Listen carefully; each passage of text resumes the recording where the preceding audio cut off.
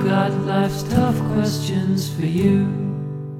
Hey listeners, I'm the Stray Guy, and this is Life's Tough Questions, the show where someone would use the shirt off their back to wipe their backside?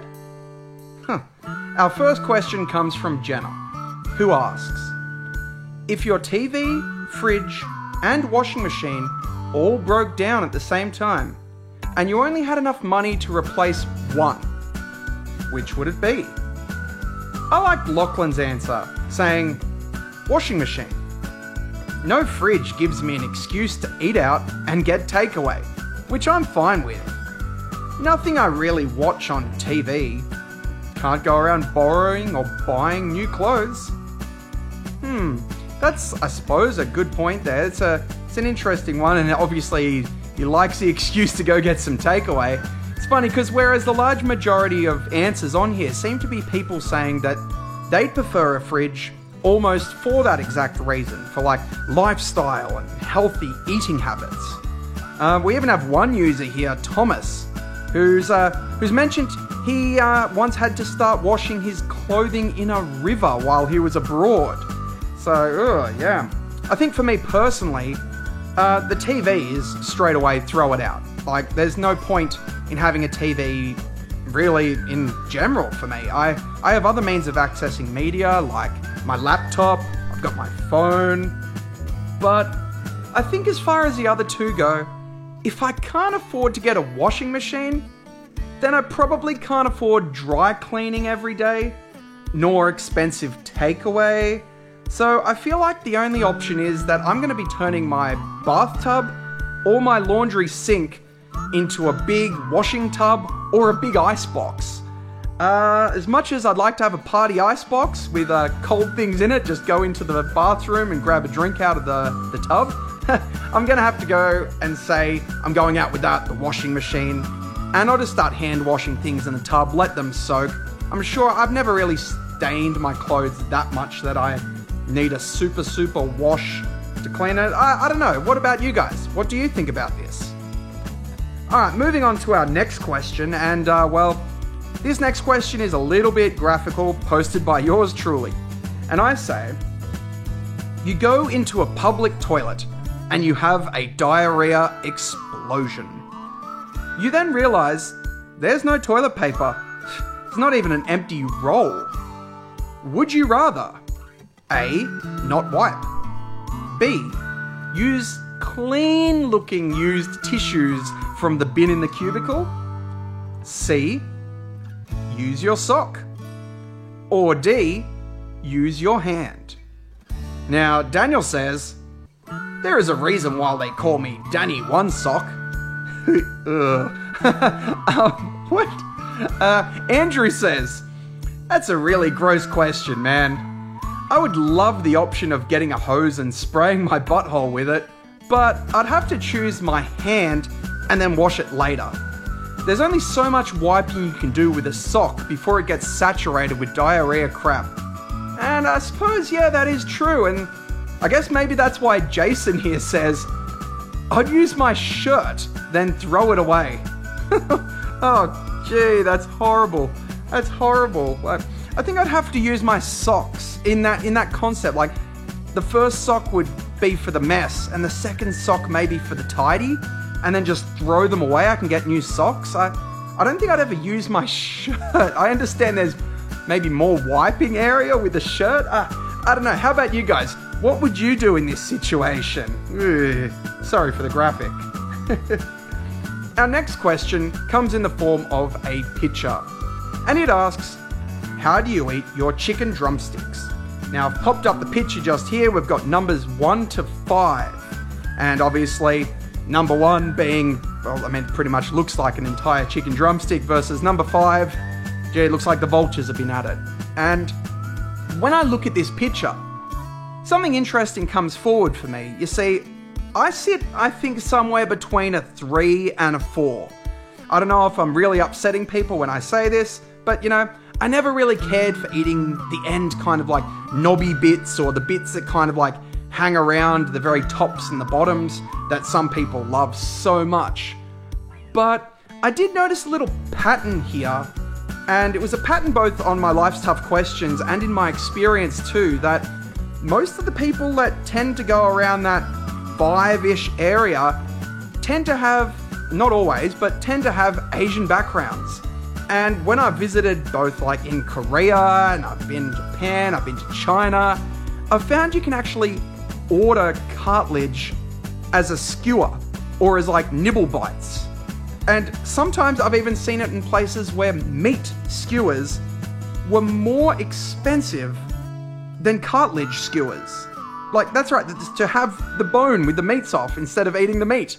And I can honestly say I've never seen that option here in Australia. Not that I've been looking, but I mean, we're pretty multicultural here in Australia, but gee, I've never really seen the option to eat cartilage.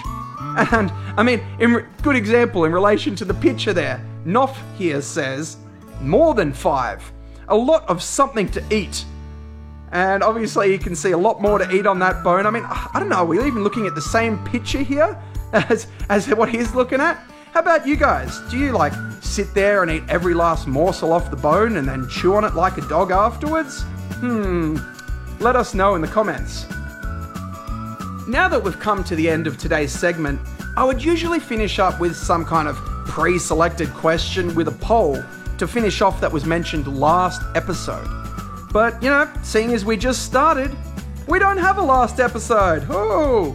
So, here is that special poll question for next week that I've literally just asked on Life's Tough Questions.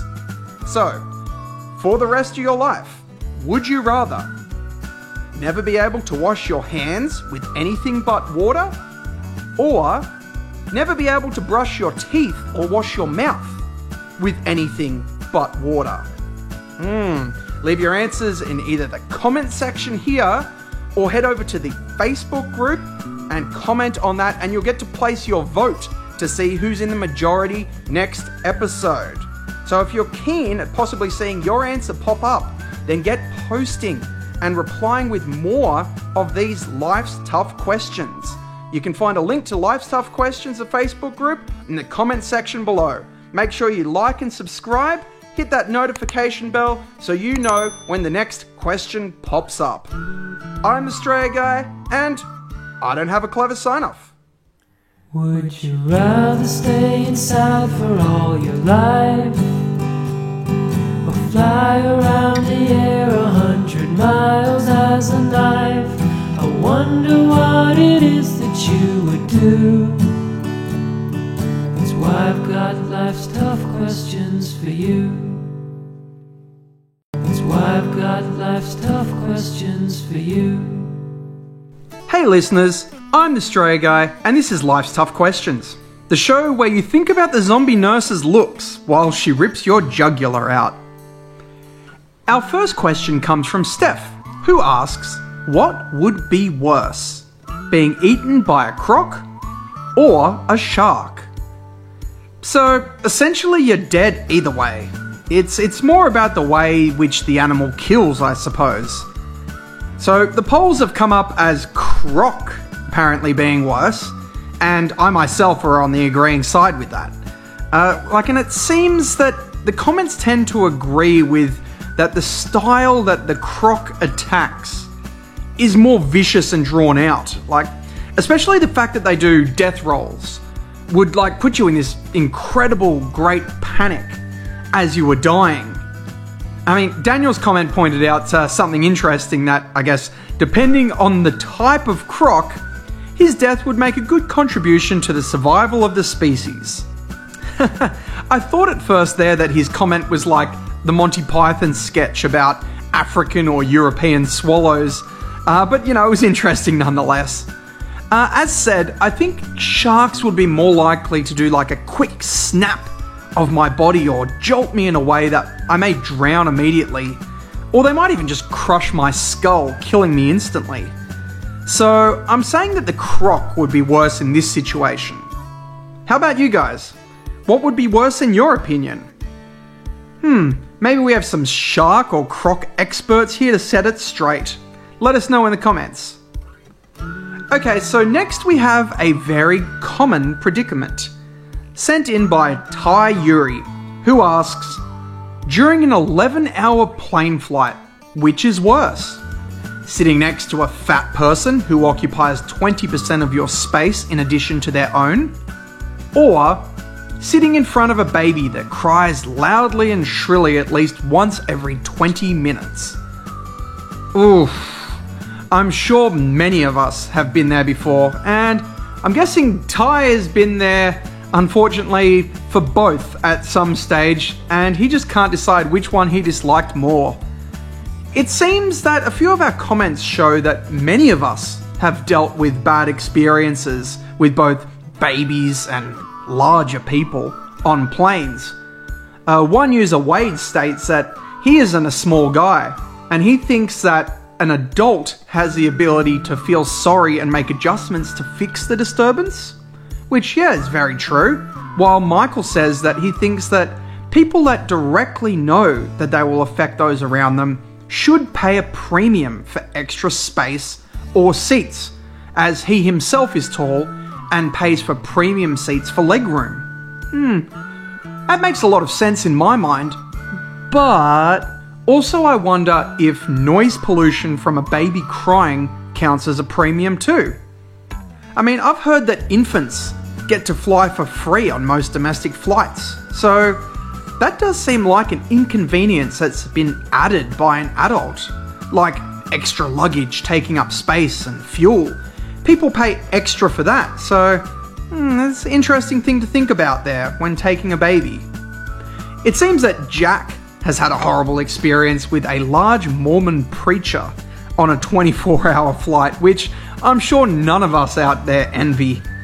In my opinion, the baby probably isn't crying for 11 hours straight, whereas the fat dude is going to be fat for 11 hours. He's not going to be able to suck in that extra 25% for any period of the trip. So, I guess also, the baby is annoying, but, you know, someone that invades my personal space is infuriating. Like, I would be so angry the whole trip as they're physically making my life uncomfortable. Like, I get angry at people that take up extra space in cinemas or put up their feet near me or stuff. So when I'm flying, I am paying for my seat, and it is a very, very expensive seat. So I intend to enjoy that seat. So unless they're paying for that percentile of the seat that they're encroaching, I don't think that's fair at all. I mean, I always get an aisle seat personally. I'm a type 1 diabetic, and I full know well that being a diabetic, I'll probably have toilet breaks on long trips, and I hate constantly climbing over people and disturbing them every hour or so. So I purposefully pick aisle seats for that reason. So that being said, I'm going to choose the baby, mostly because it's a less unpleasant experience for the whole trip, in my opinion. Let us know what you guys think in the comments below. Maybe you've had a horrible experience. I don't know. Tell us, and then maybe we can get talking about what is worse in said situation. Alright, so the next one we have is a picture that poses two possible choices between Raccoon City and Silent Hill. Now, for those of you that aren't familiar with the two, Raccoon City is the city from Resident Evil, or Biohazard, in which the T-Virus was released, creating an uncontrollable zombie outbreak.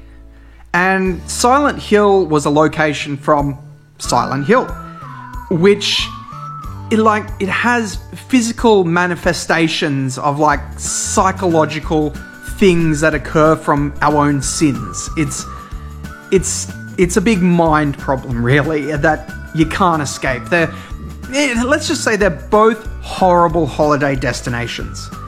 And it seems that because of such reasons, most people's comments are just saying, nope. Daniel Usher says that Raccoon City, Silent Hill is an absolute mind f***. Turning around would probably just lead you to Silent Hill anyway, because of course it would. I think I would agree here, because at least when I think about Raccoon City, like zombies, you know roughly what you're up against. Whereas in Silent Hill, You don't know, like, if you can defeat the evil, and it can come at you in any way that it wants too. To which, speaking of one of the ways that it comes at someone, Noff has here pointed out, Silent Hill, come on, nurses. Oh, oh man. Oh, those nurses are freaky. I don't know what he sees in them, but you know, I guess if you're gonna die, pick the pretty nurses. Alright, let us know what you think of the pretty nurses in Silent Hill. That's a good thing to comment on there. What you guys would think of those two choices. What would you pick and why? So now we've come to our final poll, which we cast last week. And that asked, for the rest of your life, would you rather never be able to wash your hands with anything but water, or never be able to brush your teeth or wash your mouth with anything but water? And I was shocked to see that on Facebook, I stand alone with my vote for the teeth brushing. And luckily, I've got a user here on YouTube, never enough broom handles. He's agreed with me on the YouTubes, but as far as the poll goes, it seems a landslide to never be able to wash your hands with anything but water. I feel maybe some people think that sanitizer is enough to spray over, and I guess I would argue, where is that line drawn between where one's actually washing their hands? Like, is it just a spray? Or, is it friction caused by the hand gently gliding over another hand with sanitizer between, Yeah, I would question whether or not you're doing, like, washing your hands when you do these kind of things. And, I also do get the whole furry teeth thing that people say, though. Like, that unless you brush it with, like, some toothpaste, you have that furry feeling on your teeth. But for me, I feel that furry feeling on my hands. I've got furry hands. And I feel, unless I wash them with a good soap, they feel so dirty. Like, I cannot eat food with my hands until I wash them with soap. Water is not enough. But I suppose, either way, the teeth have it this week. Which brings us to our next week's question, which is, would you rather every day your fridge and pantry changed into another person's fridge and pantry, and you could only consume the contents of what they had in there? And that includes like condiments and spices and whatnot that you might have on separate racks that aren't specifically in the cupboards. Or every day, half of your wardrobe and chest of drawers changed into another person's wardrobe and chest of drawers, and you had to wear at least half of their clothes. So you still get to wear 50% of your own clothing, but half of that, the 50%, has to be what magically appeared from some random person's stuff. Alright, leave your answers in either the comment section here or head over to the Facebook group and comment and place your vote. And we'll see who is in the majority next episode. So, if you're keen to possibly see your answer pop up, then get posting and replying with more Life's Tough questions. Don't forget to like, comment, and subscribe to here, and I'll catch you guys next time. I'm Australia Guy, and I don't have a clever sign-off. Would you rather stay inside for all your life, or fly around the air 100 miles as a knife? I wonder what it is that you would do. That's why I've got life's tough questions for you. That's why I've got life's tough questions for you. Hey listeners, I'm Australia Guy, and this is Life's Tough Questions, the show where someone is basing decisions on sexual favours versus a mindless monkey army. Today's questions come from yours truly. So first question, would you rather never use bowls again, or never use plates again? And I think some of our posts have some great points, such as Zaz here, who's saying that bowls can be used for all dishes. However, semi-liquid or liquid dishes cannot be used for plates. Much as Alan has pointed out that a large bowl has the functionality of a plate, but not that of a large plate for a bowl. And to be honest, I was mostly on the same train of thought until I started to think, you know what? I like soup mugs. Have you ever had one of those, like a mug specifically just for soup? Well, can't I just use that? And that's exactly what Ty Yuri has pointed out here when he says that he would struggle to eat steak in a bowl, and if it comes to it, he'd just have porridge in a cup. So yeah, I'm really on the fence, but I'm thinking I'm just gonna lose plates. How about you guys? How would it affect you? Let us know in the comments. Our next question is, would you rather be able to control inanimate objects with your mind, but only use this power for good? Things like selfishness is fine, as long as it doesn't impact on others.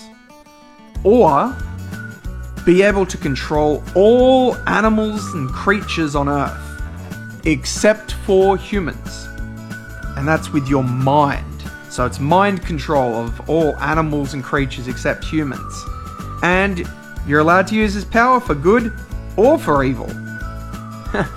I immediately like these two here, these two answers, Lachlan and Benno. They have directly opposite opinions. Like, it's whereas Benno seems to not want to impact others, like, negatively through personal gain. And Lachlan's literally said that he's looking for profit and personal gain. It's like polar opposites, these two guys. So I thought those two were great. But those two answers aside, my attention is actually drawn towards this answer by Ash here, who asks, if you make someone have hugging with you, will they snap out of it and call not good? Firstly, whoa! Secondly, I point out that you control animals, not humans in the question. So suddenly his mind goes to that, can he have an army of monkeys? And he seems quite content with that choice. I think we're all happy he went with that choice in the end. Anyway, I like the concept of having animals to command.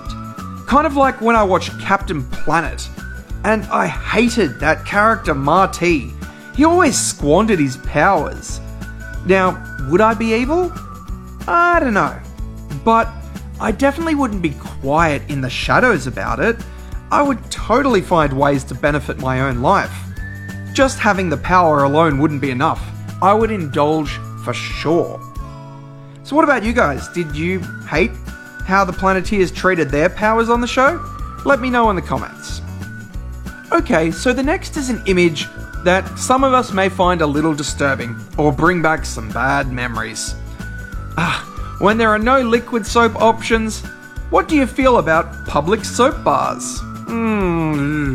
I've actually had a lot of experience with these situations, travelling abroad and staying in hostels and whatnot. Alan, Libby and Amy immediately are on the ew, nope group, and Jenna says that's why she always carries hand sanitizer. I think everyone these days is carrying hand sanitizer too. While Judith here, on the other hand, seems to be okay with it. She says, it's soap, what's wrong with it? To which Alan replies, yeah, you can't go back from seeing someone else's pubic hair on the bar. Oh yeah, that's a pretty big deal breaker. But of all the answers, I'm most on board with Daniels, who says that he goes like 3 rounds of washing and hopefully it removes the sludge. And yeah, that's the same with me, I think. I usually wash things like the taps and the handles, stuff all around, and while I'm at it, just like washing the general wash basin area. And I hope that by the time I've touched kind of everything that I'm going to interact with that soap, that then I'm fine.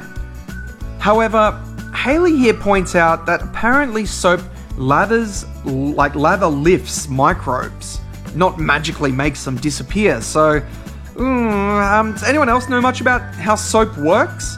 Feel free to school me in the comments and let me know if I'm making the right decision about soap.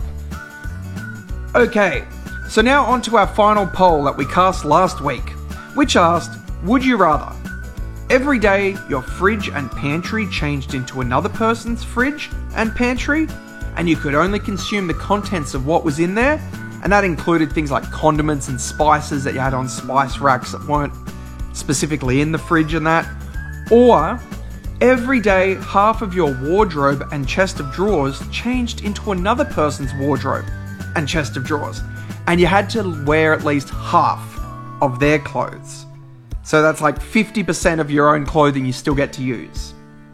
And it seems that this poll only got a few votes. It's possibly my fault for posting it at a bad time. I'll give it a better posting next time. But anyway, the final results show that people would rather change their wardrobe every day. And I'm in complete agreement with that. I think that the variety of clothes would be okay to find something that worked for me. Like 50% could include socks and underwear that nobody sees, that, you know, hopefully they fit. But my usual clothing attire is about 5 pieces anyway. So that really only means that I have to find 2 to 3 items that were someone else's. And, you know, if I had to quit my job just because of that, like they didn't accept me, and find one that would accept my weird clothing, I could do that. However, as far as the fridge went, imagine if you got one of those people that literally have a fridge with nothing but like a couple of beers and a tub of margarine. Like those kind of fridges, those kind of people. I really can't afford to pay for new meals every day with my diabetes. I really need like emergency food and food that actually works for me. I can't live like when you see those like noir-esque type films where the guy lives off a pack of cigarettes and then makes up a meal with a couple of items that are sitting in the fridge, as much as I love it. And that's another thing too. I love leftovers. I would be devastated to find all my leftovers gone in the morning. Like, what about you guys? Do you love leftover lasagna? Do you love leftover pizza? Do you love leftover Chinese food? Or do you just have a leftover, like, out-of-date sour cream sitting there and that's about all you've got in your fridge?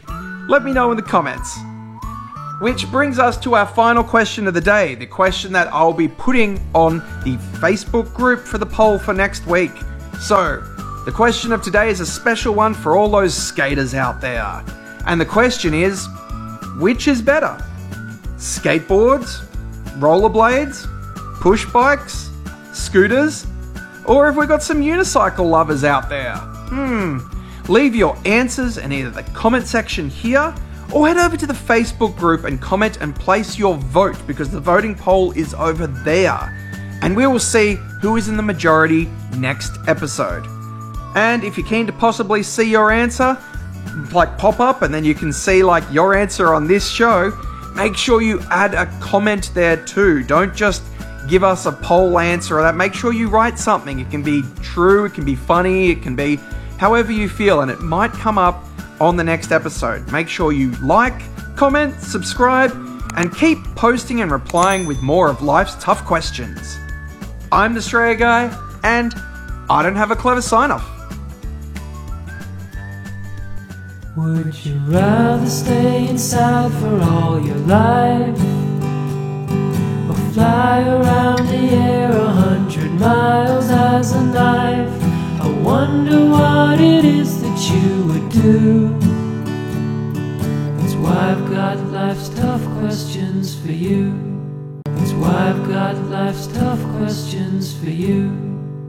Hey listeners, I'm the Australia Guy, and this is Life's Tough Questions, the show where people take a fight between fictional characters very seriously. Our first question is about death, and comes from Andrew.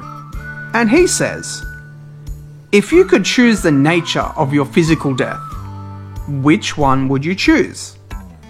A. Being attacked by piranhas. B. Making love on a public beach. Or C. Out partying. Now, when I first saw this question, it seemed like the most logical answer would just be out partying, having a good time. And most people seem to think so too. Benno, however, here, he's keen on getting eaten, and he says, "Hey, I like the drama and theatrical thinking of being consumed by carnivorous fish and giving my body back to nature in a bloody and ferocious frenzy." and Lachlan here seems to be having a very in-depth conversation, trying to find out the exact details of the making love to death on a public beach, which actually really made me rethink my initial thoughts. You see, I am very passionate about leaving a legacy. A positive one. A positive legacy.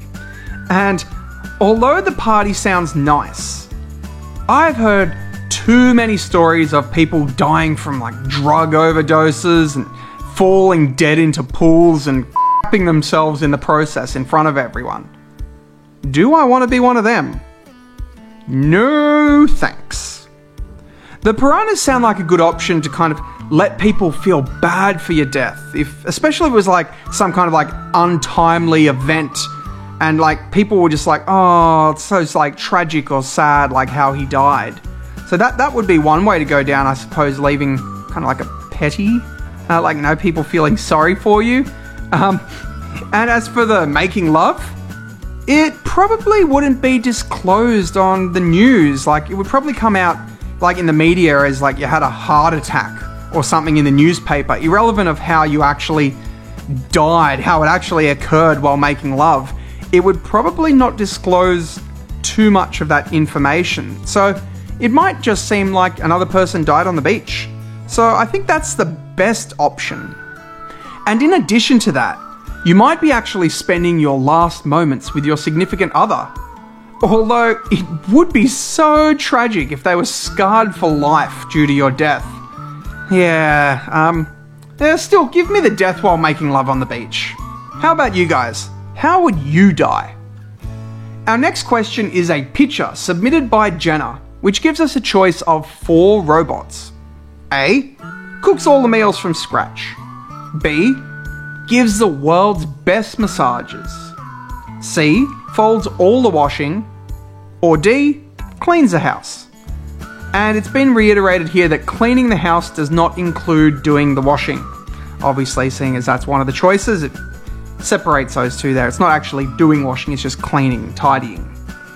Alright, and it seems that there's a few scattered answers here, including one from David that pointed out, with kids, the biggest task in his house is cleaning up after the kid. So yeah, I don't have kids myself, but I have seen a lot of my friends go from being super kind of neat freaks in their house and everything put away nicely and looking that way, to just letting their house go completely. So yeah, I'm supposed having a kid does result in that. Most people, however, they seem to go with the fact that they like the sound of the massage, and I agree with them. I mean, one thing that I've always envied about sports stars, well, envied besides their salary, of course, is the access to personal trainers and masseuses whenever they need them. Being able to do a session of exercise or heavy activity and being able to warm up and down with, as stated, the world's best massage. Or after a long day working on my feet, just having some great foot treatment and rubs. It would just be so relaxing, and I think it would just make the daily tasks that I do more bearable. So I'm going to lock in the massage robot. Let me know below if you get massages paid for you. If you get free massage, if you're some kind of sports star and you get them for free, let me know. And let me know if you've ever become bored of getting massages, because I'd be really interesting to know. I'd be interested to know if people actually get bored from getting free massages. Okay. So now comes a really funny but apparently debatable argument that was put forward by Brian, who asks, if there was a fight between Gollum and Dobby, who would win? No ring advantage. Okay, so we've got Tolkien's Gollum versus J.K. Rowling's Dobby, and apparently Gollum's not allowed to have the ring, so, poor Gollum. Straight up, John here is saying that he'd pick Gollum because he's a complete nut job. And Alan and Daniel start having a discussion about the various characters and their backgrounds, and also kind of their abilities, such as hobbits traditionally have strong magic resistance, and Dobby himself has all of these magics, such as teleportation. I really enjoyed Judith's comment because it was more of a realization that she actually wasn't really sure what even each character could do. I think she realized that mid-conversation. But, I mean, of all the comments that are here, I very much agree with Daniel Usher's comment, who talks about Dobby not having the ability to kill that the other Daniel actually mentioned in his comment, and that Dobby has somewhat of kind of aversion to violence. Which, yeah, that's exactly what I was thinking. I think Dobby would struggle to kill unless he had no choice, and, you know, giving Gollum more opportunities, and especially with kind of Gollum's ability to manipulate and become so petty and like people feel sorry for him and that, I think it'd give him a chance to kind of close that gap. Dobby will kind of maybe try like comfort him or like feel bad for him, and that'll help him close that gap between them and let him go in for that killing final strike. So I'm going to say Gollum on this one. Are there any Lord of the Rings fans or Harry Potter fans here that want to debate this? Leave your comments below. I want to see if there are some out there that people might agree or disagree or have, like, you know, feel free to get as nerdy as you want with background knowledge on these characters. Okay, so now to our final poll, which was cast last week, which asked, which is better? Skateboards, rollerblades, push bikes, scooters, or unicycles? And it seems that push bikes have won the day, including votes on the previous video as well. And that was followed by skateboards, rollerblades, and then scooters and unicycles in last. Although I tell you, lately, every time I go past a skate park, they are filled with scooters. And my god, the amount of guts that kids have these days. It seems that heaps of kids are getting like massive air and doing flips and dropping down these huge ramps. I mean, when I was younger, people were mostly just happy to get balance on these things and just find their way around. But it seems like now the average kid must be getting a lot of chances to push their abilities or something, or maybe they're more brave. Even with all the phoneaholics out there, they're getting out and getting their stuff done. I for one, am a rollerblade guy. I just love getting out there and kind of like moving around, and yeah, I mean, it's kind of like dancing by moving. So, I don't know, maybe it's just the fact that I love dancing. I don't know. Anyway, feel free to let us know how you guys feel about that below. Which brings us to the question for next week, which is, for the rest of your life, would you rather never be able to use herbs for cooking, fresh or dry? You can buy pre-made sauces and stuff with like herbs already in them, just you can't add them yourself. Or only be able to use a bar of soap to clean yourself. So no toiletries that involve water.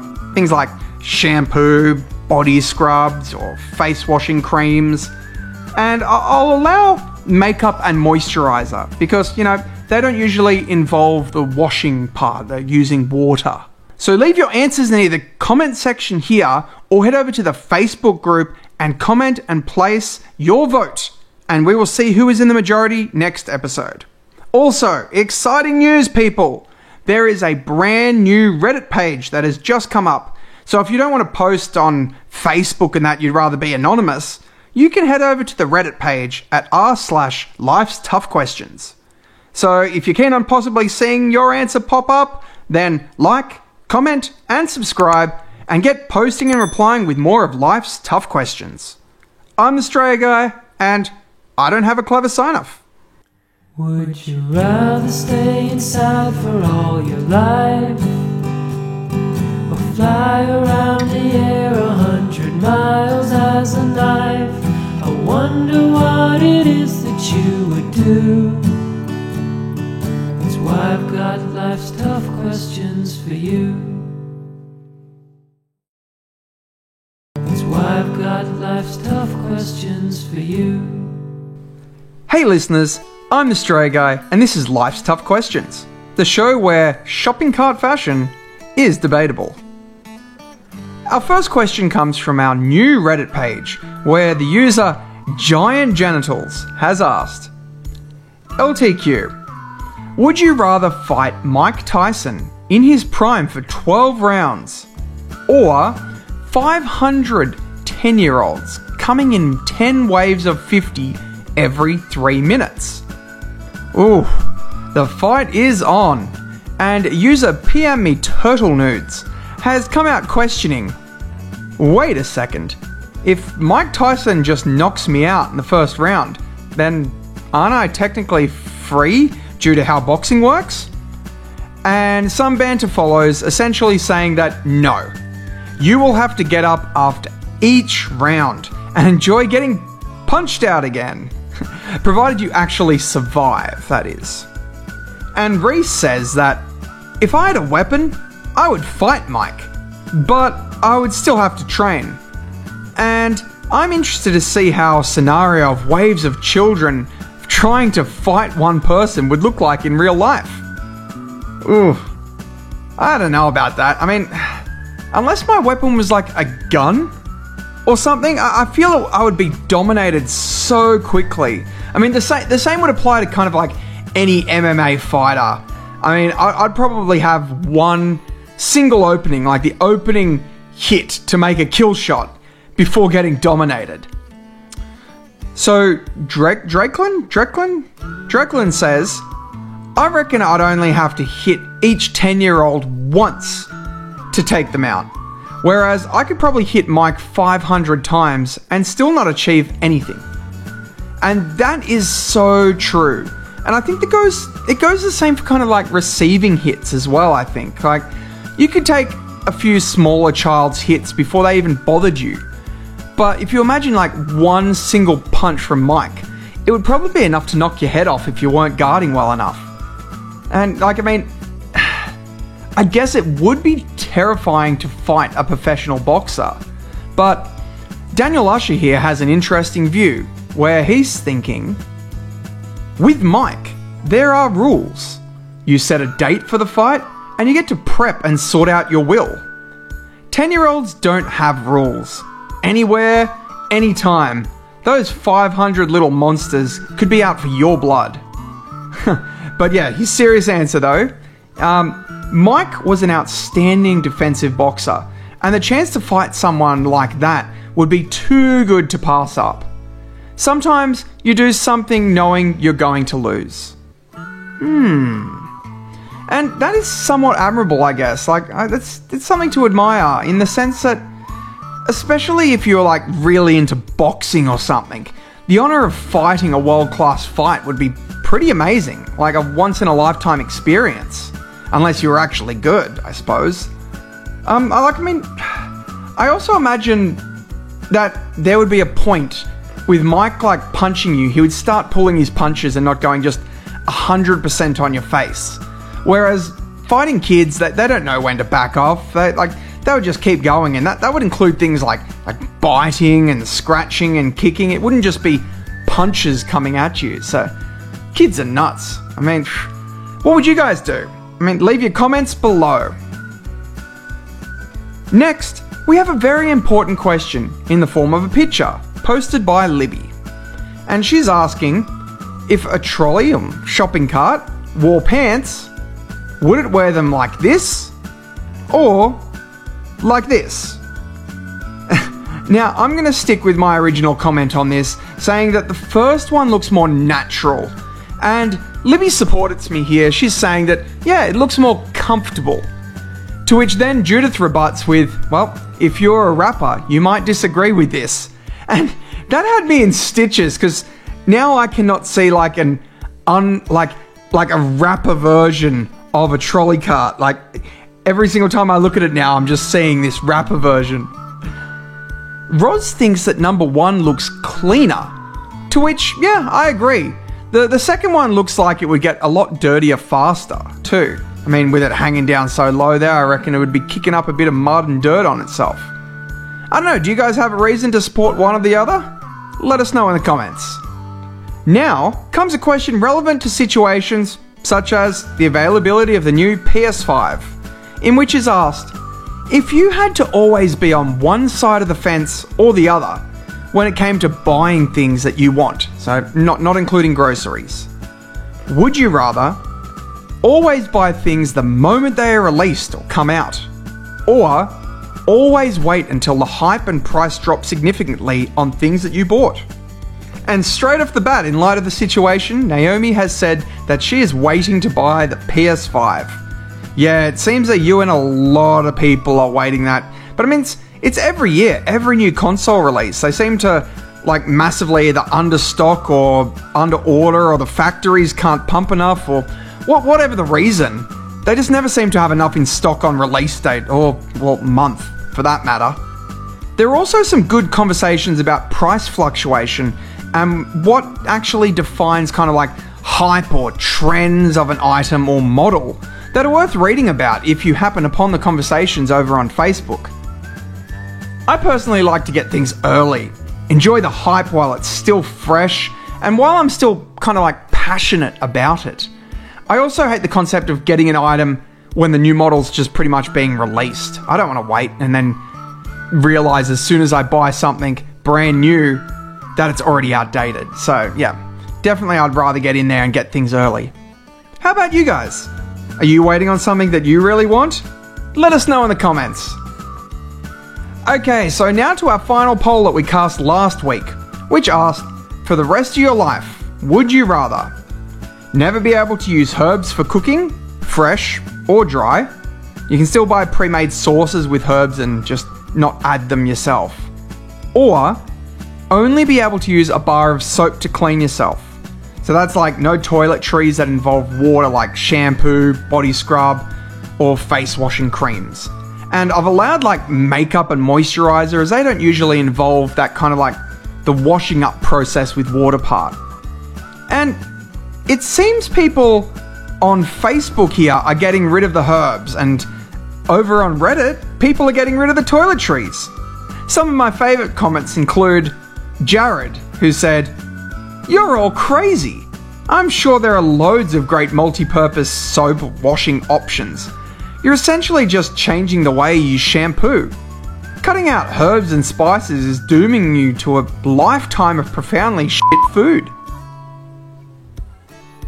Or Mr. Mustachio 427 says, "Oh god, soap bars are the ultimate shower enemies. Gonna have to go with herbs on this one. It's not like I cook anyways."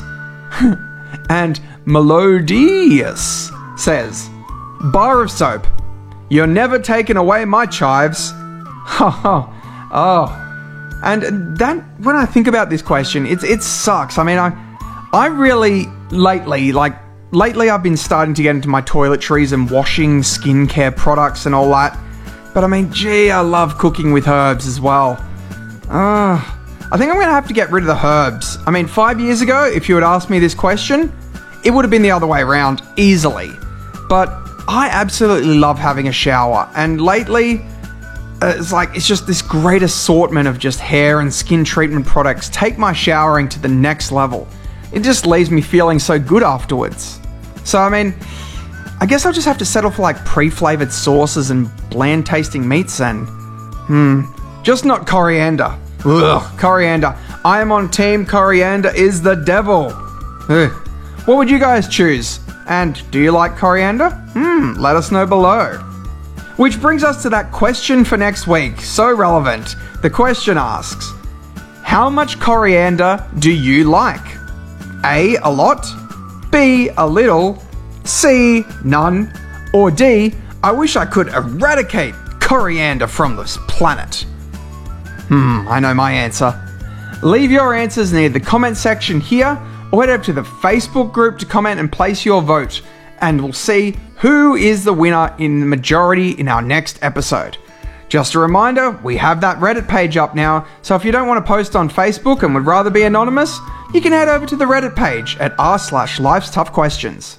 So if you're keen to possibly see your answers pop up, like, comment, and subscribe, and get posting and replying with more of life's tough questions. I'm Australia Guy, and I don't have a clever sign-off. Would you rather stay inside for all your life, or fly around the air 100 miles as a knife? I wonder what it is that you would do. That's why I've got life's tough questions for you. That's why I've got life's tough questions for you. Hey listeners, I'm the Australia Guy, and this is Life's Tough Questions, the show where people trade up survival items just to blaze up. Our first question asks us, would you rather, anytime you eat meats or seafoods, it must be pureed to a pulp, or eat meat how you want it, but all other foods must be pureed to a pulp? Our first comment comes from Amy, who says, definitely have meat or seafood pureed. Could easily go without meat and seafood if I had to, but couldn't handle the bulk of my diet being consumed through a straw. Ew.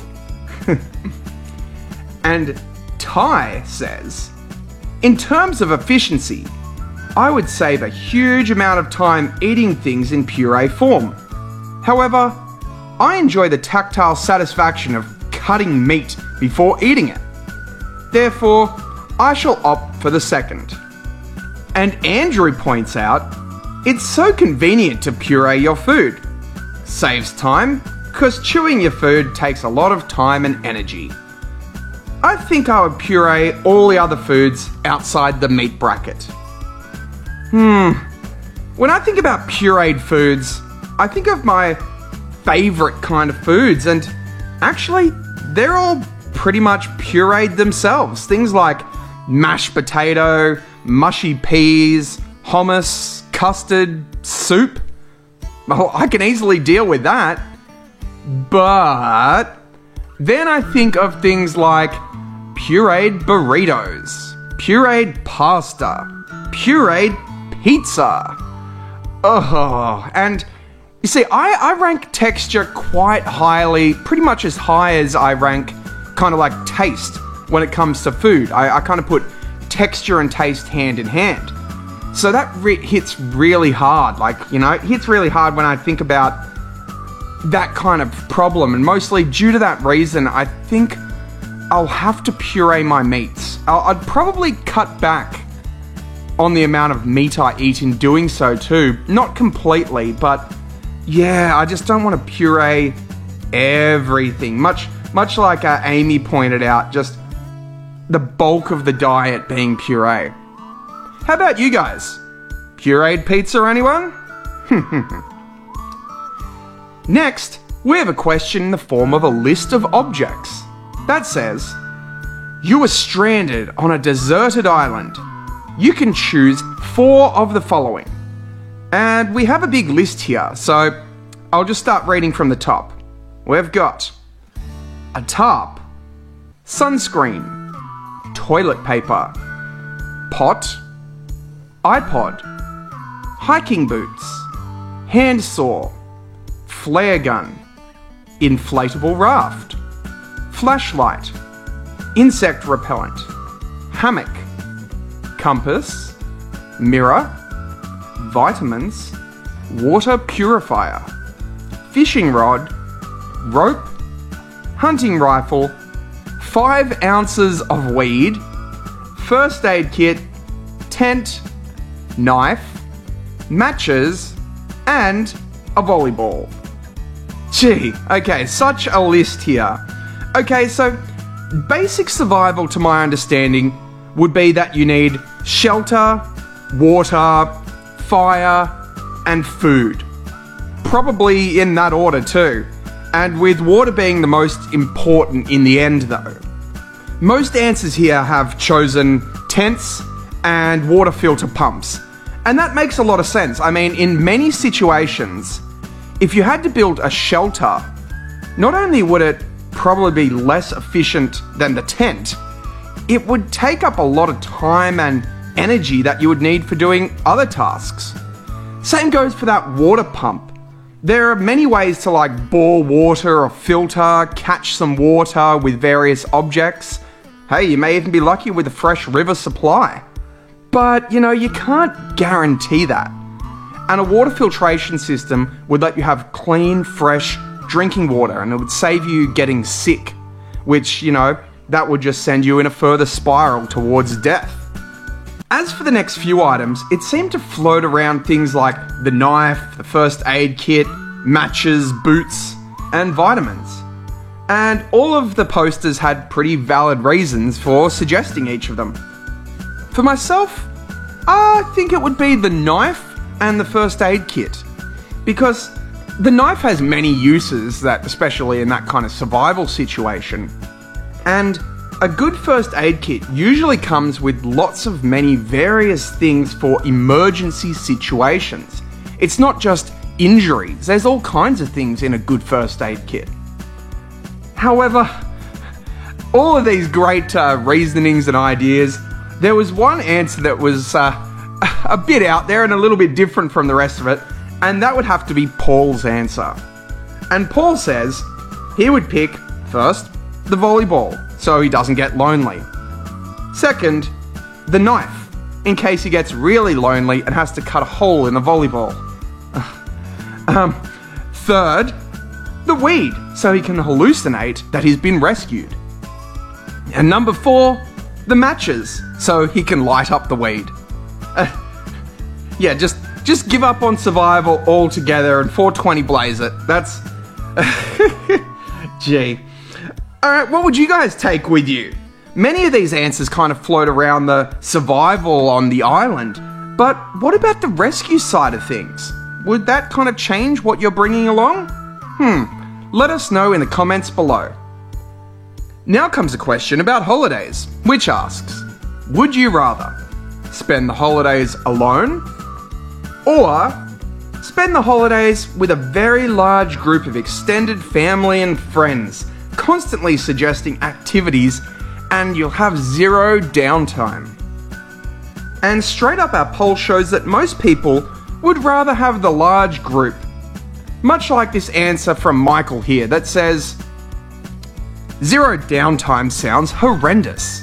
Yet, border closures have taught me to make the most of any family time. And yeah, it makes me think how if people here would have answered differently a year ago, before COVID made us all stay away from each other. But a couple of people did say alone, including Reddit user SnotMyRealName, who says, alone, hands down. But that might be due to the quality of my family more than the desire to be alone. That's actually a bit sad. Myself personally, family time.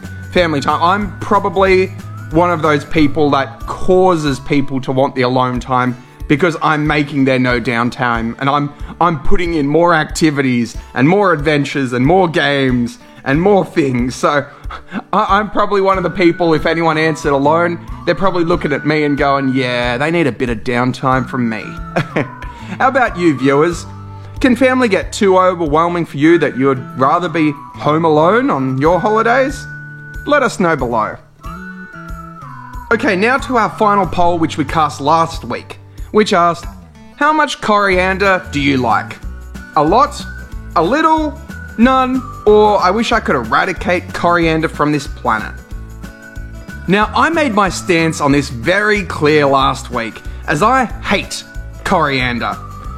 Not necessarily the taste as such as the overuse and the use of it as an ingredient and not just an addition to flavour food. For example, eating a tasty rice paper roll. That is 30% coriander. That's like 29% more than it needs to be. Or when a garnish becomes a forest in my pasta. Ugh. But enough of me. Let's look at that poll. And as we can see, that liking it a lot actually won the day. However, if we combined the Reddit page too, then a little wins. And more importantly, the polite people that just said not, but didn't want to eradicate it, if we could have just combined together. We could have won. We should have just banded together and eradicated this coriander. Anyway, Alan commented, "Not liking coriander is a generic trait and demonstrates your inferior genes." To which I replied to Alan, "Or perhaps that of those who have evolved beyond eating the bottom dregs of a lake like carp." Yeah, that's my view on this. The war on coriander continues. But for now, the votes have spoken. Which brings us to the question for next week, which asks, would you rather be stuck in an elevator for 24 hours with no communication to the outside and no electronic devices, alone, or with two somewhat slobs with unhygienic habits? Ugh. Okay, leave your answers in either the comment section here or head over to the Facebook group and comment and place your vote, and we'll see who's in the majority next episode. Reminder, that Reddit page is there, so if you don't want to post on Facebook and would rather be anonymous, you can head over to the Reddit page at r/Life's Tough Questions. So if you're keen to possibly see your answer pop up, then like, comment, and subscribe, and get posting and replying with more of life's tough questions. I'm the Australia Guy, and I don't have a clever sign-off. Would you rather stay inside for all your life, or fly around the air 100 miles as a knife? I wonder what it is that you would do. That's why I've got life's tough questions for you. That's why I've got life's tough questions for you. Hey listeners, I'm the Australia Guy, and this is Life's Tough Questions, the show where people want to put a swimming pool in their private jet. Our first question is about hygiene, which asks, you have a favourite cup at work that you brought from home. You love this cup, wasn't given to you by anyone, but you have become attached to it. You take a 2-week holiday and come back refreshed and relaxed, only to find that your cup is dirty and sitting in the sink. Apparently, the most unhygienic guy in the office has been using it for the 2 weeks that you were gone. You sigh and look at the cup. You will have to get a brand new cup, wash the cup and keep using it, or never have a cup at the office again. You have completely lost faith in leaving things unattended. Now this poll was on Facebook and Reddit, and it seems that most of the votes went to the washing of the cup, followed by getting a new cup, and then the losing faith in things that are unattended at work. And as John here says, I would probably also tell them not to use my cup again too, and put my name on it. And Ty says, I always take my cup home with me when I go on leave to prevent precisely this scenario. And yeah, I completely see Ty's point. I mean, I even bring my own cutting board, knives, and condiments because I refuse to begin to even think about what they get up to when I'm not looking. I mean, have you even seen those videos of life hacks and watch things like when people want to cook hot dogs and stuff on a uni budget and they stick them inside things like kettles and that? Ugh, just thinking about it. Also, a large part of me wishes that I could just wash the cup, but I struggle at the best of times to share a cup with people because no matter how many times you wash a cup, I swear you can taste if it's had something like tea or coffee in it.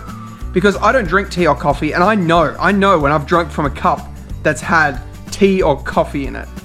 So, unless I worked in some big industrial, hospitality, place that had one of those washers that go to 800 degrees, I don't think I could drink out of another person's cup unless I knew them, really well. So I was on the minority here for this one, but still struggle with the concept of just how clean is everything. Although, I suppose traveling to other countries has really helped me like accept things that aren't always handled in the best ways. So, you know, sometimes it's best to not overthink things like these. How about you guys? Has this happened to you at work before? Let us know in the comments. Next is a special Australia one, as it was Australia Day the other day, and it shows a picture of Vegemite on toast, asking, how do you eat your Vegemite toast? And it has them ranked 1 to 6 there in amounts of Vegemite put on the toast, and also with or without butter and margarine. Now, instead of directly looking at the comments here, I will have them in the background while I explain my views.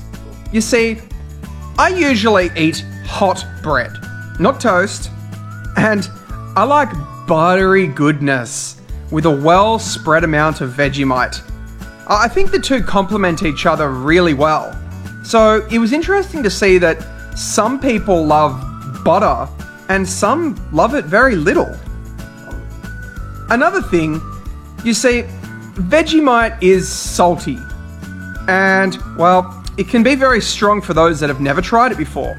In fact, I made a video outlining how a newbie should eat on my other channel. But in general, most Aussies treat Vegemite much like peanut butter. Goes in cooking, as a spread, can be experimented with, but again, like peanut butter, not usually eaten straight from the tub. How about you, viewers? Are you a non-Australian born that loves Vegemite? Let us know below and how much you like it, what you spread it on, and, you know, do you add butter or margarine or that with it, or just have Vegemite by itself? Now comes a question posted by Ty, who asks, would you rather a private jet or a private yacht? Assume that the crew, maintenance, and running costs are no issue. And I love where Corin goes with this because she asks, does the yacht have a pool? Because as she points out, that a jet limits you to a confined space, whereas, you know, a yacht could do almost anything. And importantly, you can't put a pool and a dance floor on a jet. Or at least not one that she's heard of anyway.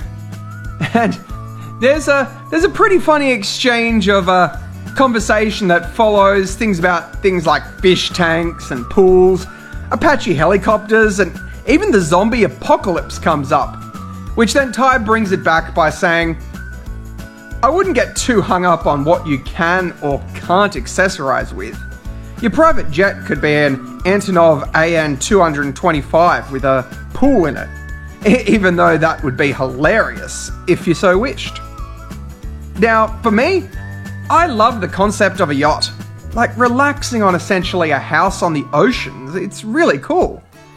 But I'm going to assume that I just have the transport, not like multi-millions just sitting in my back pocket.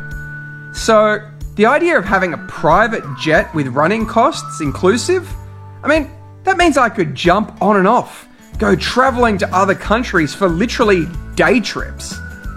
Favorite band playing in a different country? Let's go. Feel like eating ramen in Osaka? Boom, dinner time.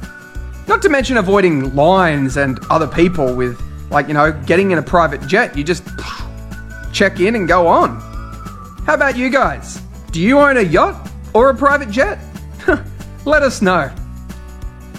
Okay, so now to our final poll that we cast last week, which asked, would you rather be stuck in an elevator for 24 hours with no communication to the outside and no electronical devices, either alone or with two somewhat slobs with unhygienic habits? And almost everyone across both Facebook and Reddit says that they want to be alone for the 24 hours. And I agree. I don't know if it's the unhygienic thing that is much the issue as also them being strangers too. Although the conversation might be interesting, you have no idea like how unpredictable they might be.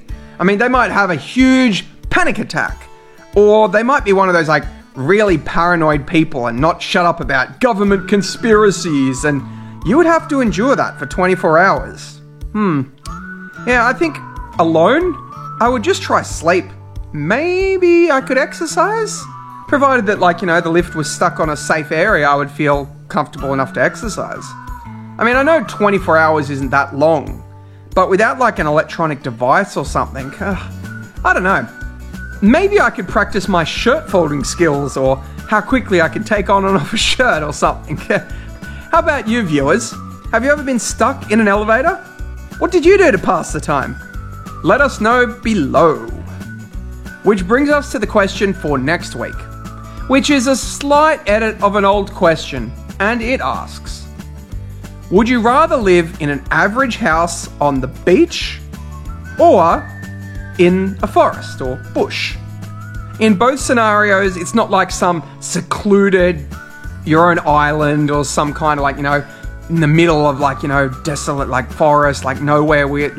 You're more of a small development area situation. So there's going to be other people and that around.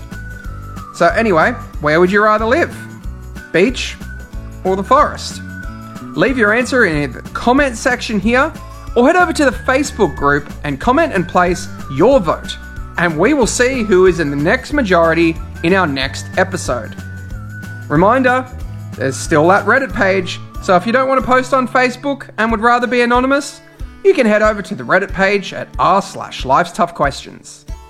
So if you're keen to possibly see your answer pop up in the comments, maybe you have something a little bit funny or a little bit strange that you'd like to throw out there, then make sure you like, comment, and subscribe, and get posting and replying with more of Life's Tough Questions. I'm Australia Guy, and I don't have a clever sign-off. Would you rather stay inside for all your life, or fly around the air 100 miles as a knife? I wonder what it is that you would do. That's why I've got life's tough questions for you. That's why I've got life's tough questions for you. Hey listeners, I'm Australia Guy, and this is Life's Tough Questions, the show where we talk about eating a fried hemp shirt in curry sauce. Our first question is about school tests, asking, if you were a student, would you rather all your exams or tests to be practical and oral ones, or all your exams and tests to be written? Now note, in both choices, the extent of how you make the exam or test not written and make it an oral one, or written for some oral practical, I'll leave it up to you how you're supposed to actually work out the logistics behind that. And it kind of seems to be like this 50-50 split, with some people saying that they're better at oral presentations, and other people are saying that when you write things down, it gives you time to think about your answers, and maybe they're not so good at standing up and giving public speeches. I mean, some people couldn't even pick between the two, and they said, can we have both? Stop it. Stop, people. People, stop asking for both. Come on, it's a hypothetical. Pick one, pick the other. You have to choose one. Have a thought. For me personally, I think I'd pick the oral presentation. You see, I find I have, how they say, the gift of the silver tongue, the sign of a great leader, and that of a liar.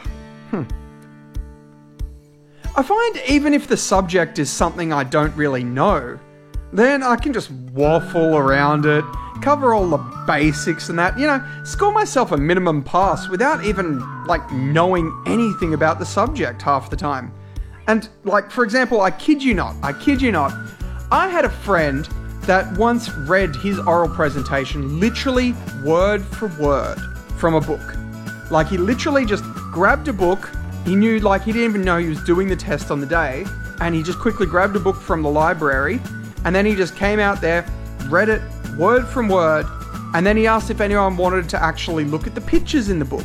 because you needed a visual portion of your presentation as well, like some kind of visual stimulus. Other people made dioramas or brought in pictures, slideshows. He just offered pictures in the book if people wanted to look at them. And he got a C+. He's still got a C+ with putting in that little amount of effort. Crazy, I know.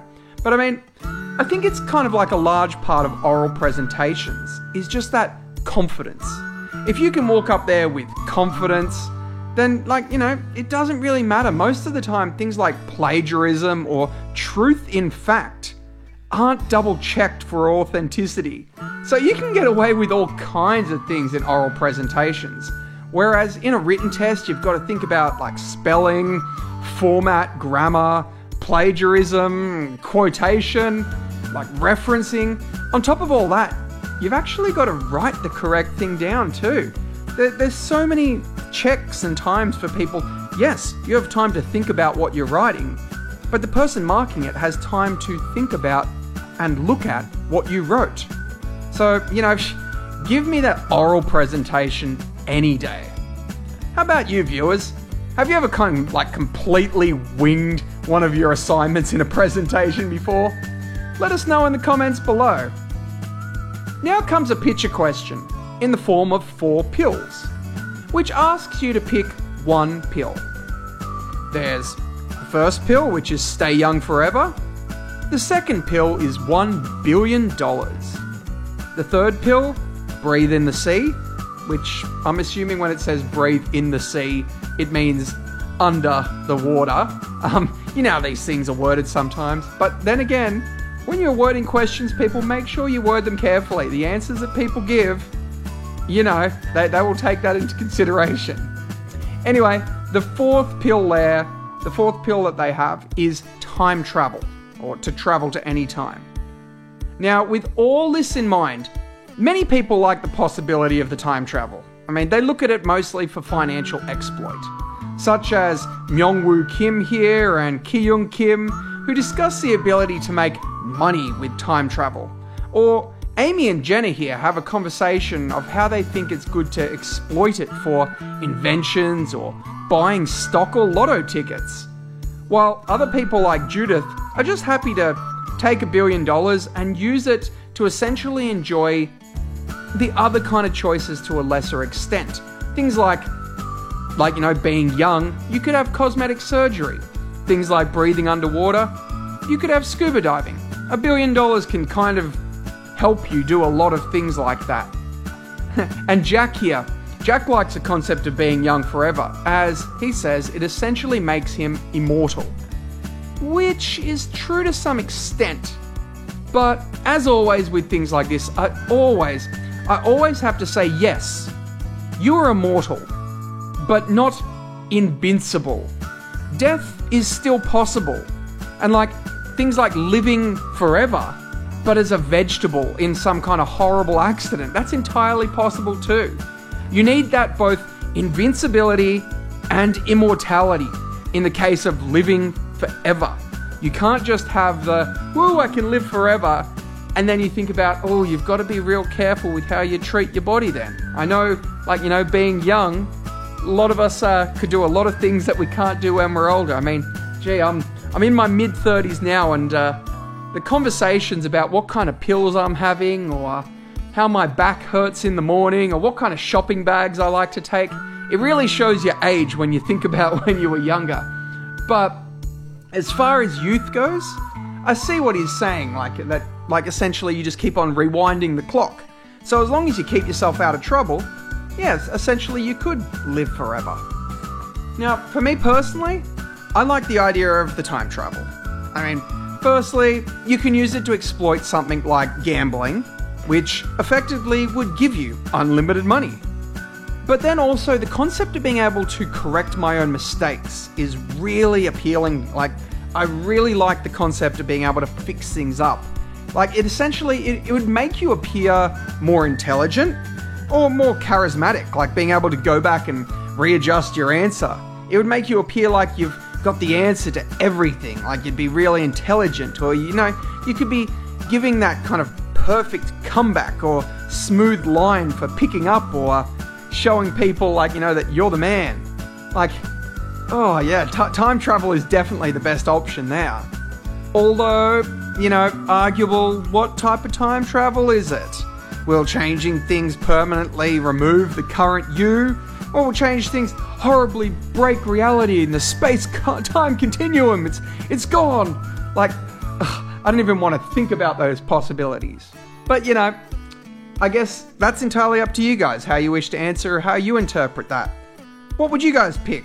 Are you secretly time travelers? Let us know in the comments below. Okay, so our next question says, you must pick one. And again, pick one, people. Stop trying to sit on the fence with these things. They're hypothetical questions where, let's just say you had to pick one, you gotta pick one. So the question, would you rather have to eat a fresh, severed and washed human big toe raw? And you don't have to consume the bone and the nail, just the fleshy bit. Or have to eat an entire t-shirt that can be prepared in any way you want by yourself. In both choices though, it has to be consumed in a single sitting. You don't get to come back to it later. And I love Paul's response. He's got the Simpsons clip here of Homer and the deep fried t-shirt. And it just shows, you know, we're not all crazy for thinking how we're gonna fry a shirt here. It's pretty normal. Other people have thought of it too. And it also seems that most people here would love to eat the shirt over the severed toe. Like, once again, I'm on the minority side of things. And not just the minority, I'm on the side where it seems everybody said that they would do the other thing, except I'm the only person that said that they'd eat the toe. In fact, Libby's come up with this idea that it would go nicely in a curry sauce. Yeah, you know, I suppose if you're gonna eat something and you can prepare it in any way, then why not a fried shirt in curry sauce? Wonder what sauce I'd eat a shirt in. I still think the toe might be easier. I mean, it's been cleaned, it's ready to eat, it's not very large. Like maybe just close my eyes and just think it's like a chicken wing or something. I mean, I've eaten chicken feet before, which is essentially just cartilage. So it can't be too different, I think. Another thing that concerns me is like the kind of chemicals that would be in a t-shirt would probably be pretty bad for you.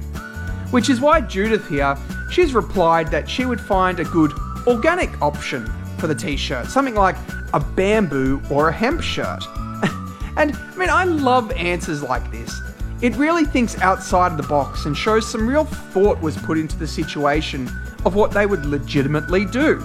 And as I said, it's that thing like when you've given these two choices and it's like, would you rather? Pick one. Think about, okay, if I was forced, my hand was forced and I had to do this.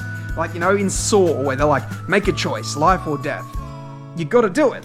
So it's really good to think about, you know, yes, here is a logical solution or the less impact that I'd have or the best possible outcome, like the best of like, you know, the better of both evils type thing sometimes. The devil you know. Anyway, how about you guys? Do you want to join me in eating the big toe or are you going to go with the shirt as well? Let me know in the comments below. Alright, so now to our final poll that we cast last week, which asked, would you rather live in an average house on the beach or in the forest or bush? And in both scenarios, you're not like secluded off by yourself. This is like a small development situation, so there'll be other people too. Now, this kind of went interesting on Facebook. I mean, the majority of votes went to the beach house. But whereas over on our Reddit page, it went the other way, and people would rather live in the forest. And in the end, combined tally has 9-11, with the forest coming up the most popular. Now, an interesting one here, Libby has commented something that directly reflects Australian living and Australian culture, and it says, too many snakes in the bush.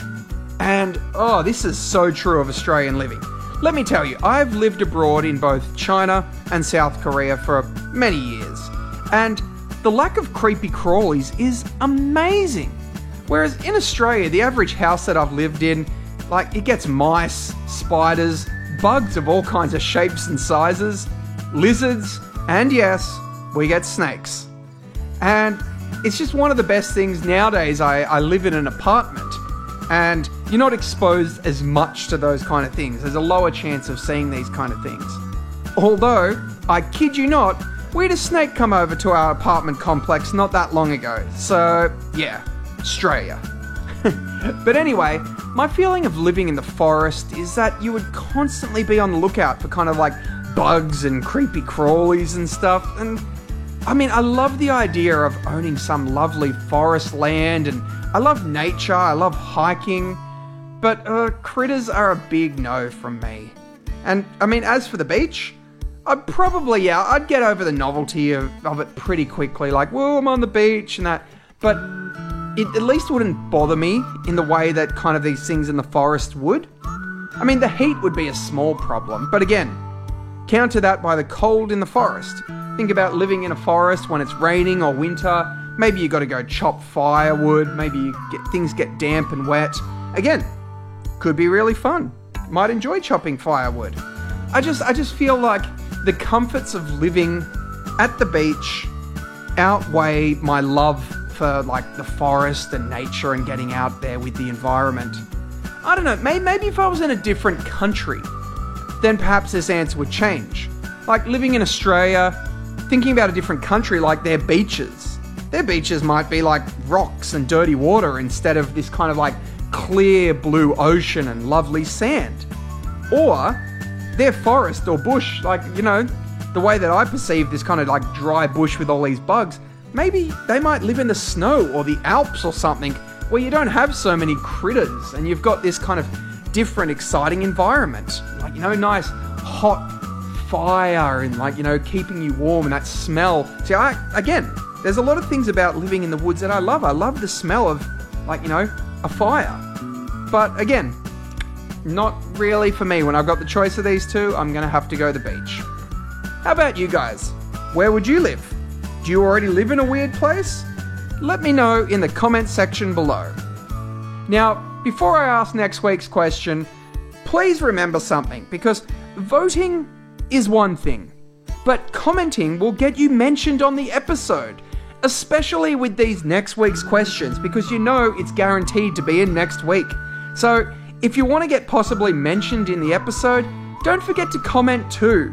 Give us something interesting, give us something funny, and, you know, you might appear on next week's question. Which brings us to the question, which asks, you go swimming with friends at the public pool, and when you get there, you begin to change when you realise, you have bought your older sibling's swimwear by accident. It is sizes too big for you. But you still want to go swimming, and you must choose one.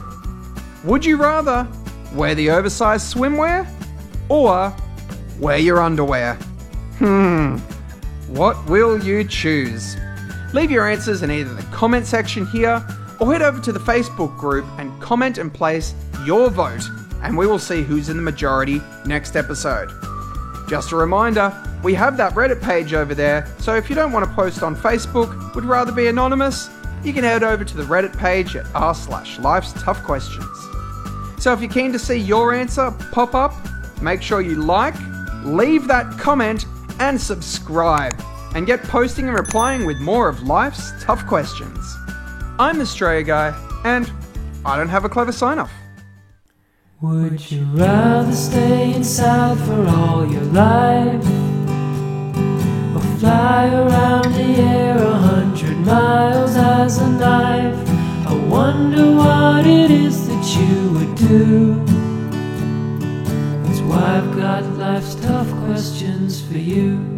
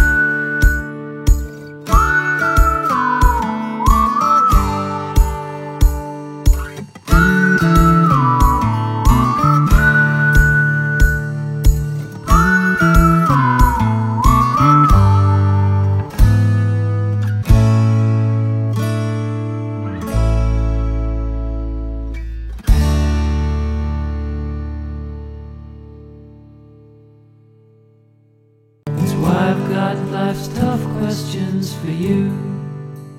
Hey listeners, I'm the Stray Guy, and this is Life's Tough Questions, the show where knee-high rainbow socks are coming back into fashion. Our first question is a classic from 2014, asking, pick one of the following post-apocalyptic scenarios that you would rather be in. Number 1, aliens invade to enslave humankind and live on Earth. Or number 2, a machine uprising to enslave humankind and live free. Now, both scenarios involve the goal to enslave the human race, so things like nuking from orbit is an unlikely event. I'll leave the details up to you to discuss and debate. Now, it seems like a 50-50 split on both the Facebook page and the Reddit page, with people on both sides of the fence. Although, it would seem that the most people that answered the aliens were more curious and seeking the answer to, is there life out there? Such as Reddit user Smack My Cake Up, who says, with the aliens, we at least get the answer to one of life's biggest questions. Or Jared, who says, definitely aliens, solely because then we'd have the "Are we alone?" question answered, which, regardless of invasion intent, would be the most important thing to have ever happened. To live in that time would be monumental, and would see some cool shit. While he thinks machines, on the other hand, would just suck. And you find that most people who talk about the robots mention them in a sense that would be more like combat, such as Benno, who says, I want to fight the iPods and internet fridges. Let the machines rise. I am ready. I do wonder if all machines would become like sentient, or if it would just be more like advanced humanoid robots, like things like fighting an internet fridge or an iPod would be an interesting thing to experience. Now, as for my choice, I see one major challenge. Now, as covered in Sun Tzu's Art of War, know your enemy. Now, with robots, they are restricted to current technology or constraints of design, whereas we have no clue what aliens might be able to do. Like, what if they were all like Superman, like absolute gods? We would not stand a chance in any form of combat. Whereas robots we understand to some degree. We understand their weaknesses, designs, their thought process. It gives us a huge advantage, as defending ourselves or like starting rebellions would be much easier against something we know and understand. And in both cases, they want to enslave humans, not just kill us. So there is a chance for uprisings. And I feel an uprising against robots, irrelevant of how humanoid they were or not, it would be much easier than unknown foes that very well could be a bunch of Kryptonians. How about you guys? Feel like taking on some crazy robots? Or perhaps you think you can take Superman on? Let us know in the comments below.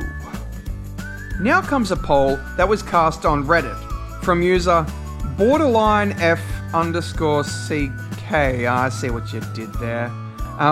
Who asks, would you rather eat only your favourite food for the rest of your life, or never eat it again? Now, this is one of those questions that absolutely shock me. I mean, because I come into it thinking, nobody's gonna pick this answer over the other one. Like, would you rather $1 million or nothing? It seems very open and shut. But across both Facebook and especially Reddit, it seems almost a 60-40 split on this one. To literally only eat one type of food for the rest of your life seems crazy to me. Like, Vicious Snail here says, I haven't had a currywurst in such a long time. I can easily see myself just eating it for the rest of my life. So as in like currywurst, as in like the sausage? Eat just this sausage thing for the rest of your life. Yeah, I don't think it would be a very healthy or very long life if that be the case. And that is a big factor for me thinking about this. I mean, nutritional value of my favourite food. Unless that food is like something like a Korean bibimbap, I'd be missing out on many of the major food groups, and I would have massive malnutrition due to just eating chocolate or something like that. Reese is trying to cheat here too, when he's saying, my favourite food changes as I get older. Come on. Which makes it even more of a reason to pick to never eat it again. Because if that singular choice became obsolete very quickly, like, you know, you'd be bored of it by the sound of it so quickly. It'd be a terrible decision to pick that. I think I've said it before, but I highly value texture almost as much as taste when it comes to eating.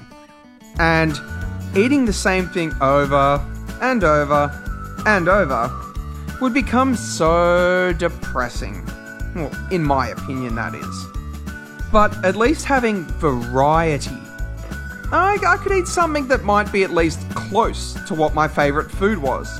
I mean, it's crazy what some of these vegan places seem to be able to do with non-meat products to make them taste like meat versions these days. So, you know, the variety in texture and flavour in all the other foods of the world, it's just versus my favourite food. It easily outweighs them. It makes that option a pretty easy choice for me. So again, it's an absolute shock to see so many of you just wanting the same food again and again. Gee, you must really love your currywurst, huh? How about you, viewers? Would your choice be an easy one? A difficult one? Let us know in the comments. Okay, so our next question says, would you rather have to go barefoot anytime you went out of your house? This means no socks either.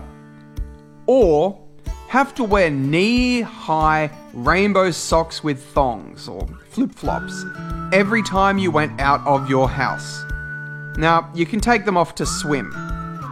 And, you know, most people it would seem would rather go barefoot. And up until recently, I would have 100% agreed with them. I think the socks with thongs or sandals look is horrible, let alone with the knee-high rainbow ones, you know? By the way, yes, in Australia we call them thongs. They seem to have so many names across the world. You got like flip-flops, Birkenstocks, jandals. We say thongs here. And I love how Libby points out that she actually had a pair of those socks in the 70s. Yeah, that just screams the fact that this style is not acceptable anymore. But yeah, as stated, recently I had a foot scare. Sorry, but some graphic pictures popping up now. They are still diagnosing possible reasons for my foot. However, one such reason could be cellulitis. It can come from a small scratch or a cut leading to an infection. And this has made me really begin to think about caring more about my feet. More wearing socks and drying between my toes, correcting, like, you know, things like that. And, well, when it comes to walking around outdoors barefoot, I think I would rather take the hit fashion-wise and protect my feet. There are way too many possibilities to step in something unwanted or dangerous. So, safety is a big issue. I suppose as well, I am mostly a pants wearer. I don't often wear shorts, even in Australia's 40-degree heat. I wear thin pants. So the socks themselves wouldn't draw as much attention as one that might wear shorts a lot would probably get. Just have to be careful that my thongs don't melt in this hot Australian heat. I've actually had that happen to a pair before. I've left them outside and they partly melted, and then one of them actually shrunk. I kid you not, like magically shrunk to what looked like it was like 5 sizes too small. It was crazy. I was like, no, someone's playing a prank on me. But that's what happened. In the heat of Australia, my thongs actually, one of them was in the sun, one of them was in the shade, one of them shrunk literally half the size. It was crazy. It was crazy. I had to get a new pair. How about you guys? Can you walk around barefoot everywhere? Let us know below. Okay, so now to our final poll that we cast last week, which asked, you go swimming with friends at the public pool. You get there and begin to change when you realise you've bought your older sibling's swimwear by accident and its size is too big for you. You still want to go swimming and must choose one. Wear the oversized swimwear or wear your underwear. And sadly, we didn't get any comments on this one, and the votes were almost directly down the middle. There didn't seem to be any defining winner or point made on which one would be better in this case. I did, however, notice though that all the votes for oversized swimwear were male, and the wearing the underwear had all the female votes, which I guess it makes a lot of sense when you think about awkwardly trying to support or hold your swimwear on as you play in the water, especially for like a two-piece or female swimwear versus a guy just holding a one-piece or some pair of board shorts up. I think underwear just makes sense. I mean, it's already the right size, it's comfortable, but also unless you're wearing some really sexy pair of underwear or some like laundry day tighty-whities, most underwear could pretty much look like a pair of swimwear. Especially if you've got those kind of like longer cut briefs. They look no different from a pair of actual Olympian swimwear these days. I mean, maybe those Olympians are just wearing underwear. So what did you guys pick? Let us know below. Okay, so just a friendly reminder before I ask next week's question. Now please remember that voting is one thing, but comment will get you mentioned on the episode. So don't forget to comment too. Which brings us to the question for next week, which asks, for the rest of your life, would you rather only drink hot drinks or only drink cold drinks? Now, things like cereal milk doesn't count as a drink unless you have like one rice bubble in half a litre of milk. So no cheating on that there. If we're talking about drinking it, it's always going to be a hot drink or it's always going to be a cold drink. You can have what is classified as a cold drink, just it has to be hot and vice versa. Now, what would you guys choose? Leave your answer in either the comment section here or head over to the Facebook group and comment and place your vote, and we will see who is in the majority next episode. Just a reminder, we've also got that Reddit page, so if you don't want to post on Facebook and would rather be anonymous, you can head over to that Reddit page at r/Life's Tough Questions. So, if you're keen to possibly see your answer pop up, then like, comment, and subscribe, and get posting and replying with more of Life's Tough Questions. I'm Australia Guy, and I don't have a clever sign-off. Would you rather stay inside for all your life, or fly around the air 100 miles as a knife? I wonder what it is that you would do. That's why I've got life's tough questions for you. That's why I've got life's tough questions for you.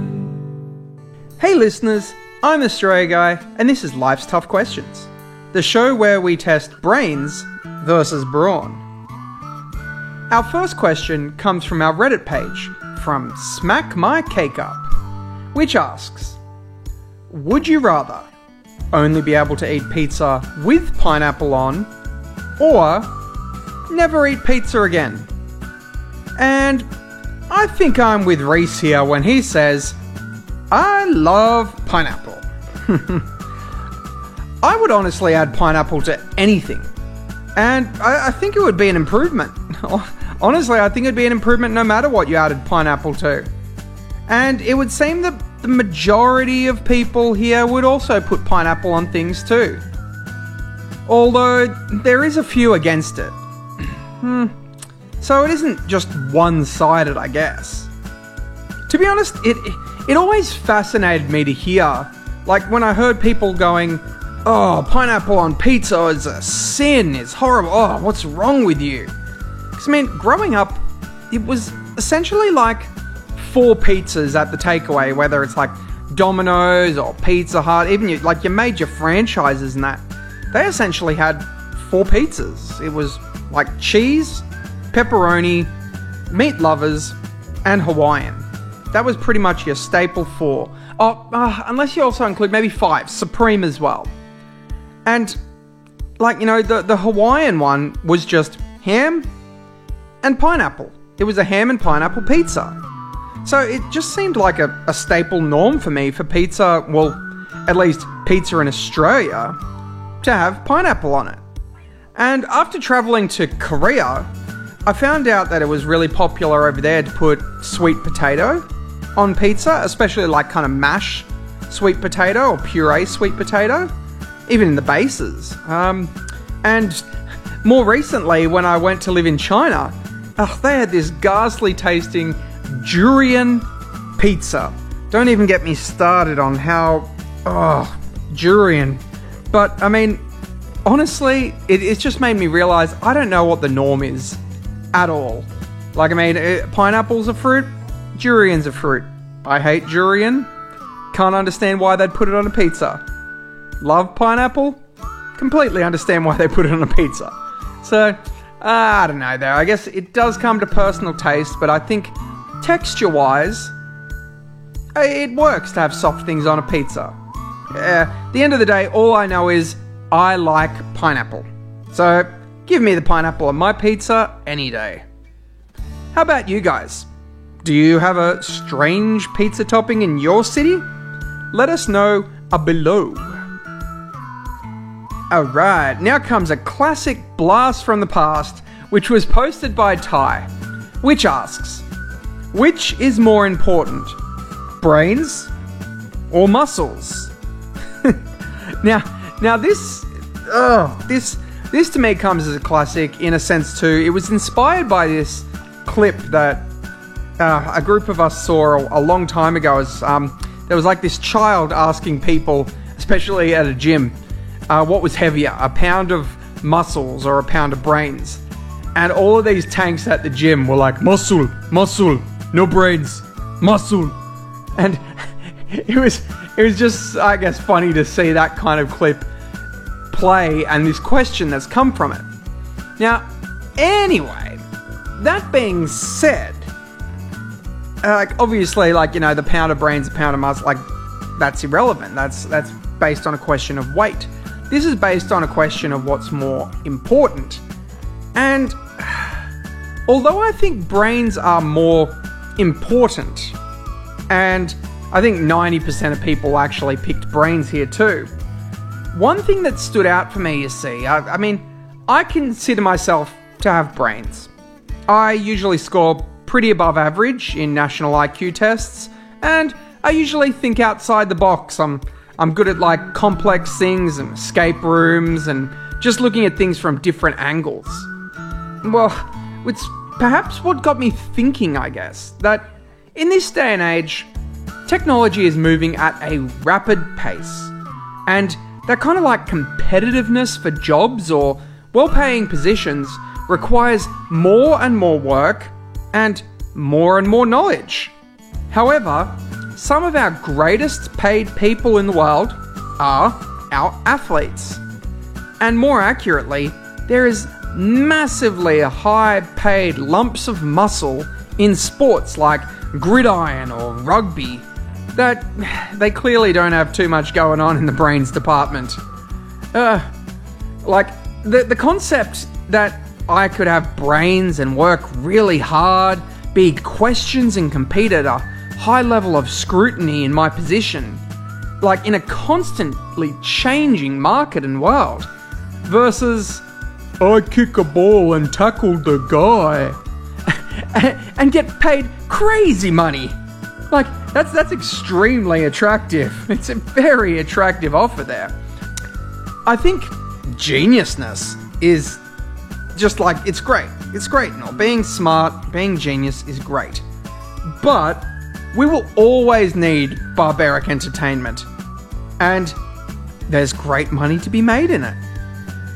Sure, there's the danger of injury, but hey, when we're literally choosing muscle over brains, I think I've already accepted the loss and the damage is already done.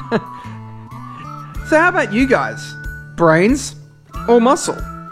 Let us know below. Okay, so our next question isn't specifically a right or wrong, like pick A or pick B forced hand, but it asks us, if you got to pick one grocery item that magically never ran out and never expired, what would it be? And the rules state that it must be for self-consumption. Like cooking for guests is excluded, namely, like, you can't just give this stuff away. You can't sell it. You can't be like, oh yeah, just saffron and have a saffron farm and then sell it at however many thousands and thousands of dollars it's worth. Gee, look it up. Seriously, look up saffron and look how much money that stuff's worth. Anyway, point is, it's for self-consumption. You're going to eat it. Can't sell it. And it has to be a regular grocery store food item as well. Now, most answers here, really interesting, are very sensible. It was actually quite a shock. I mean, when people are answering things like rice or chicken for their versatility, or things like spinach and mangoes due to their short shelf life, like, it's really interesting to see that people go down that line. I mean, possibly one of the biggest eye-openers was the answer by Reddit user AbsoluteLad_Jr, who said, water, and never pay a water bill again. This was not only a great idea to save on, like, everyday bills and that, but it really got me thinking about when I lived abroad, and that clean drinking water was not readily available from the tap like it is here in Australia. Something that we definitely take for granted daily.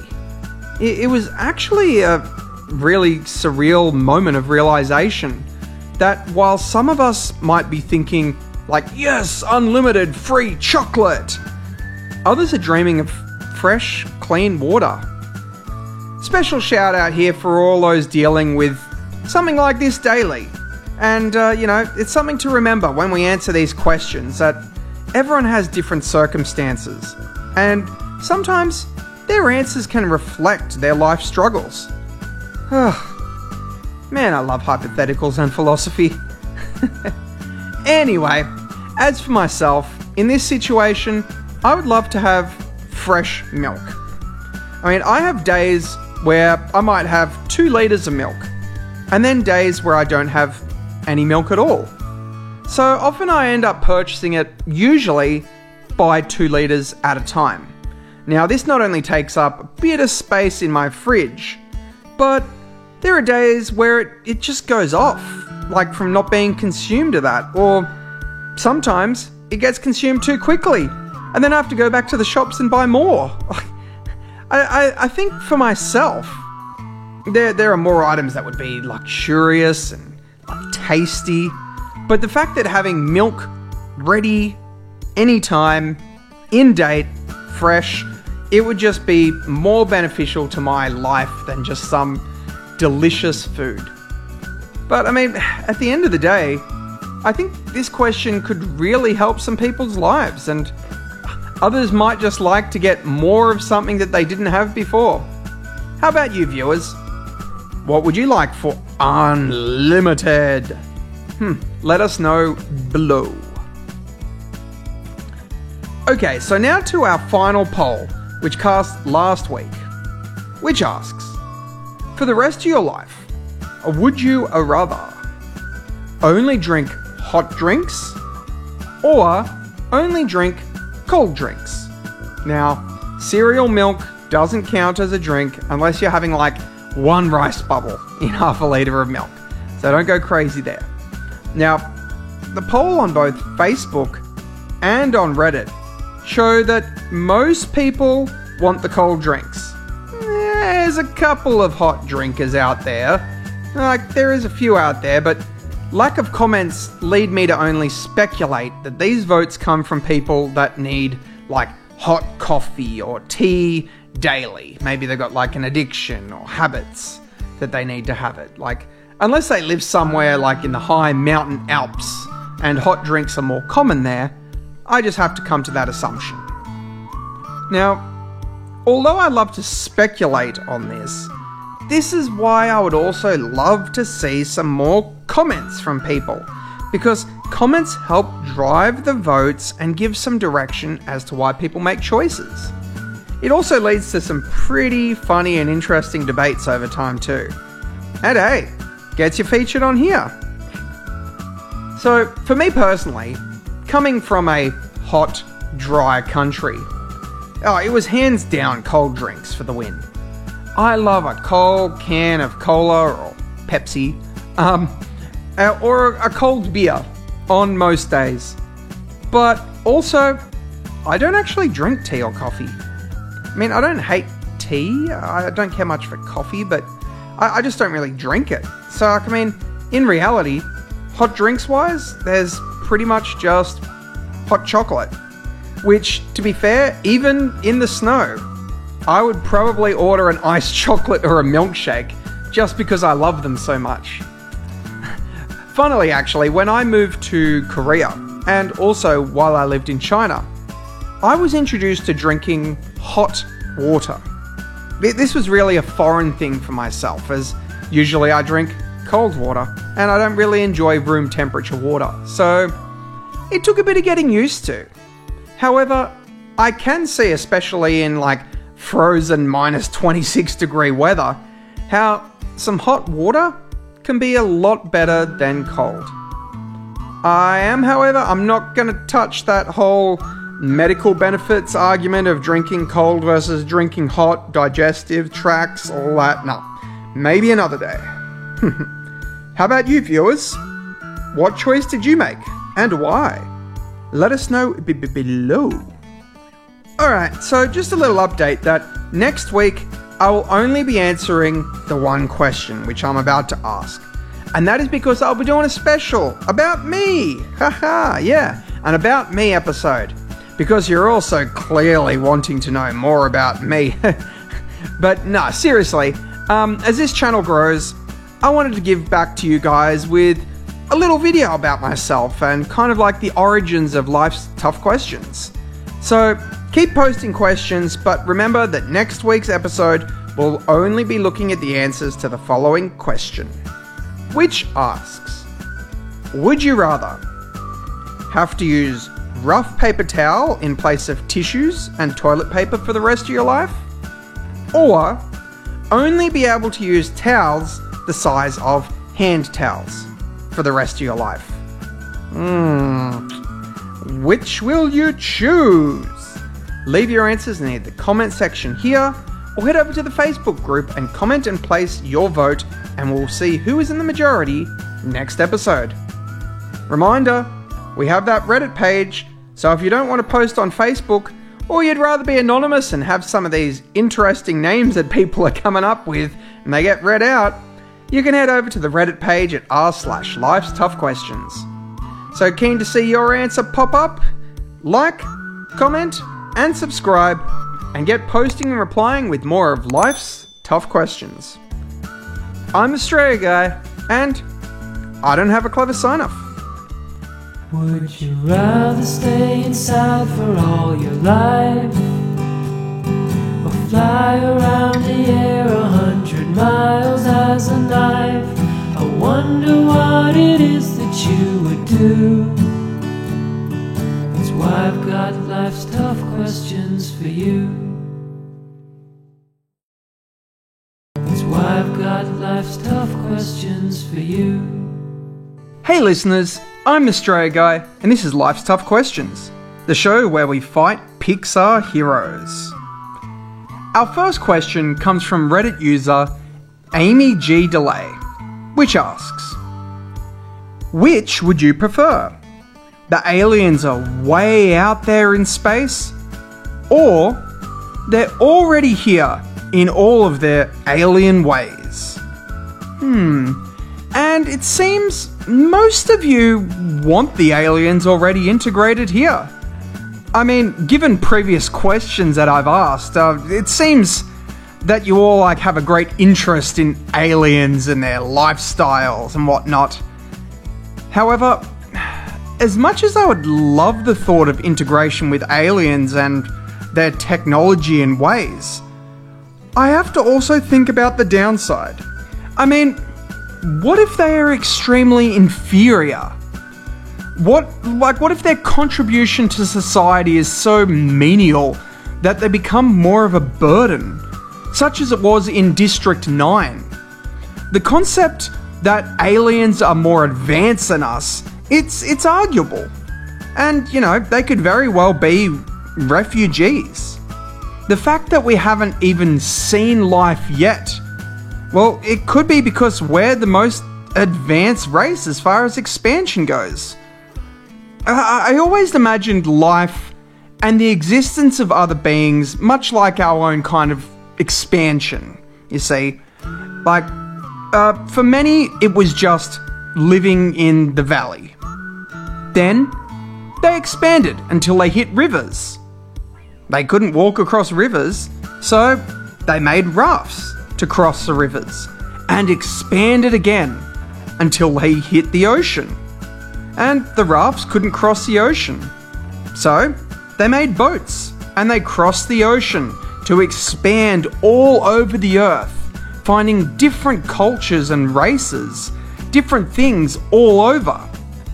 Well, space is just a big star ocean. We just need to develop the right boat to cross it. The concept of integrated cultures between aliens and ourselves, it seems like a good thing. But one only needs to look at the episode of Rick and Morty, where the aliens come to Earth and make it part of their intergalactic federation, imposing their ways with different things like politics and lifestyle being influenced by others. A perfect example of this is our own history of migration and what has happened to countless cultures and people of time. Another good thing to think about is kind of like our PC culture these days. I mean, it seems hard enough to sort out how many toilets we need to suit the gender identification issues. So then, if there's aliens, what about toilets for gelatinous blobs? Insect creatures?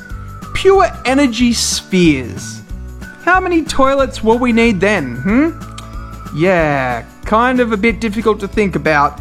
Hopefully, I won't offend too many people when I'm going on about this PC cultureness, but it's becoming more and more difficult. The more and more we have to accept different things in this world, and the less and less we have to accept what is the normal to us now. I mean, it's just something to think about. So I think the concept of integration is great and all, but I personally would rather that the aliens just have their home and we have ours. What do you guys think? Comment below. Okay, so our next question comes from Reddit user Smack My Cake Up. And you know what? Special shout out to Smack My Cake Up, as they have been doing some great questions over here on the Reddit page. So, if you guys want to shout out too, get posting, people. Anyway, Smack My Cake Up asks, would you rather experience true love or live forever.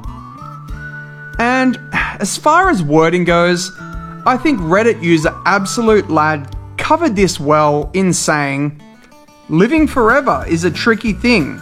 Stereotypically, people think living forever means you don't age physically. However, the way we grow, that would be true. And the more you age, the worse your body gets. Eternal life is eternal pain. Which is exactly right. As I always say, immortality is not immunity. Always read that fine print, or you will be a bedridden vegetable living forever. And, I absolutely love these answers by both, and I hope I'm pronouncing this name correctly, Vornskov Mike and Smack My Cake Up, who say, even without true love, I wouldn't want to live forever. And even with true love, I wouldn't want to live forever. Which is so true. I mean, I want true love. I think there's a lot of people out there that want true love. And eternal life seems like an exciting journey. But, you witness everyone you care about dying and leaving you. And all you have is the memories of them that slowly fade away and die too. But you don't. Even if you could have immortality and invulnerability, to remain exactly the way you are now and never take any physical damage, well, then what happens if you wanted to just die? With no, push the button, with no exit clause, you are doomed to exist forever. When the planet dies, you exist and float alone through space forever. I mean, sure, it is cool how you get to see the world developing, but it just seems like a lonely and painful existence, just for the novelty of seeing others die before you do. I don't know. I really don't know how to feel about this one when I see people's comments. I mean, how do you guys feel about this? Comment below. Alright, so on to a happier note. Now to a funny, but little bit of a creepy poll, which asks, you are being hunted. It is a hunt to the death, and they want you dead. You have 2 days to prepare. Would you rather fight James P. Sullivan, or Sully, or fight Mike Wazowski? Mike Wazowski! And it looks like about a 60-40 split, with more people wanting to fight Mike Wazowski. I myself personally would 100% prefer to fight Sully. Although Mike is essentially an eyeball and, if you played your cards right, you could blind him. But I feel that Sully is a much bigger and slower target. He would have difficulty squeezing into gaps, and his reach is not so long that it would be able to grab me if I was to get into a tight small space.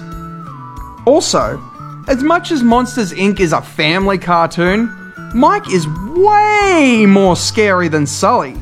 At least, in my opinion, he is. Mike appears to be able to, morph his body shape and squash and expand it.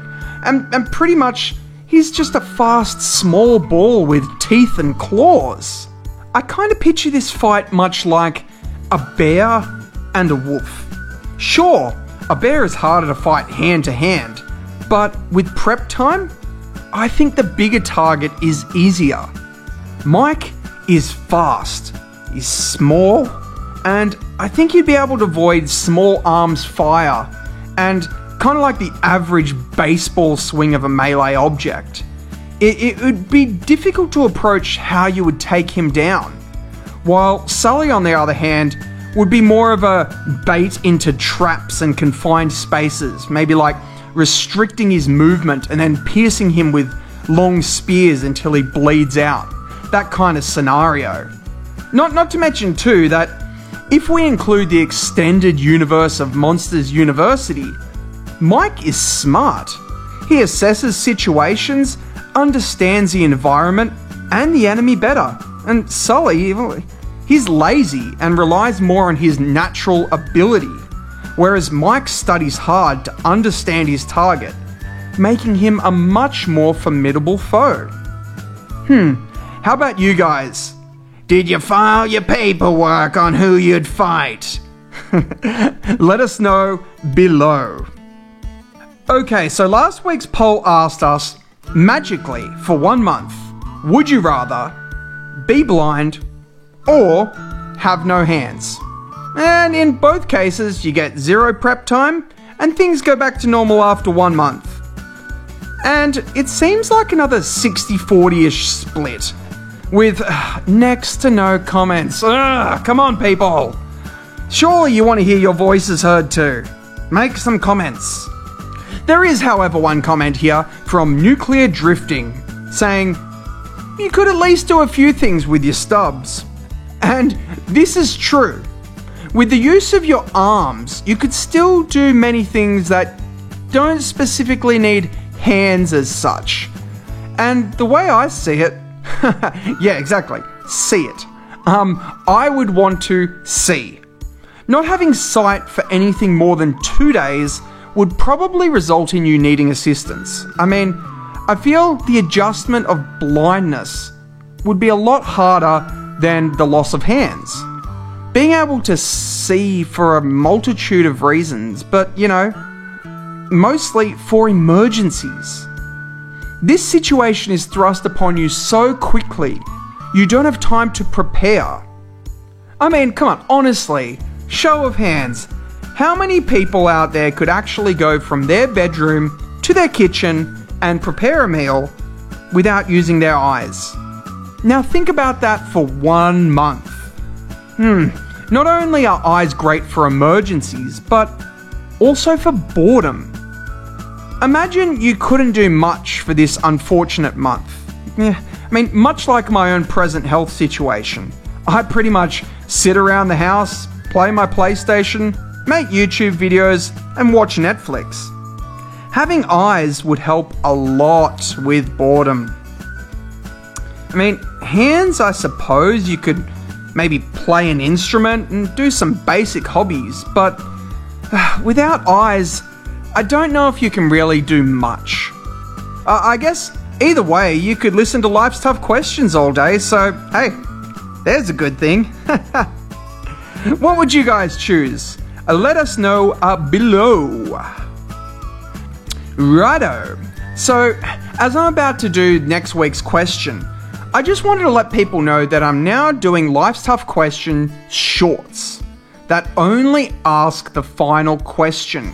So there's no user questions and no discussions for those that just want to hear next week's question. So they'll come up roughly at about the same time that I release this, and it will just essentially have the same episode but with shorts added.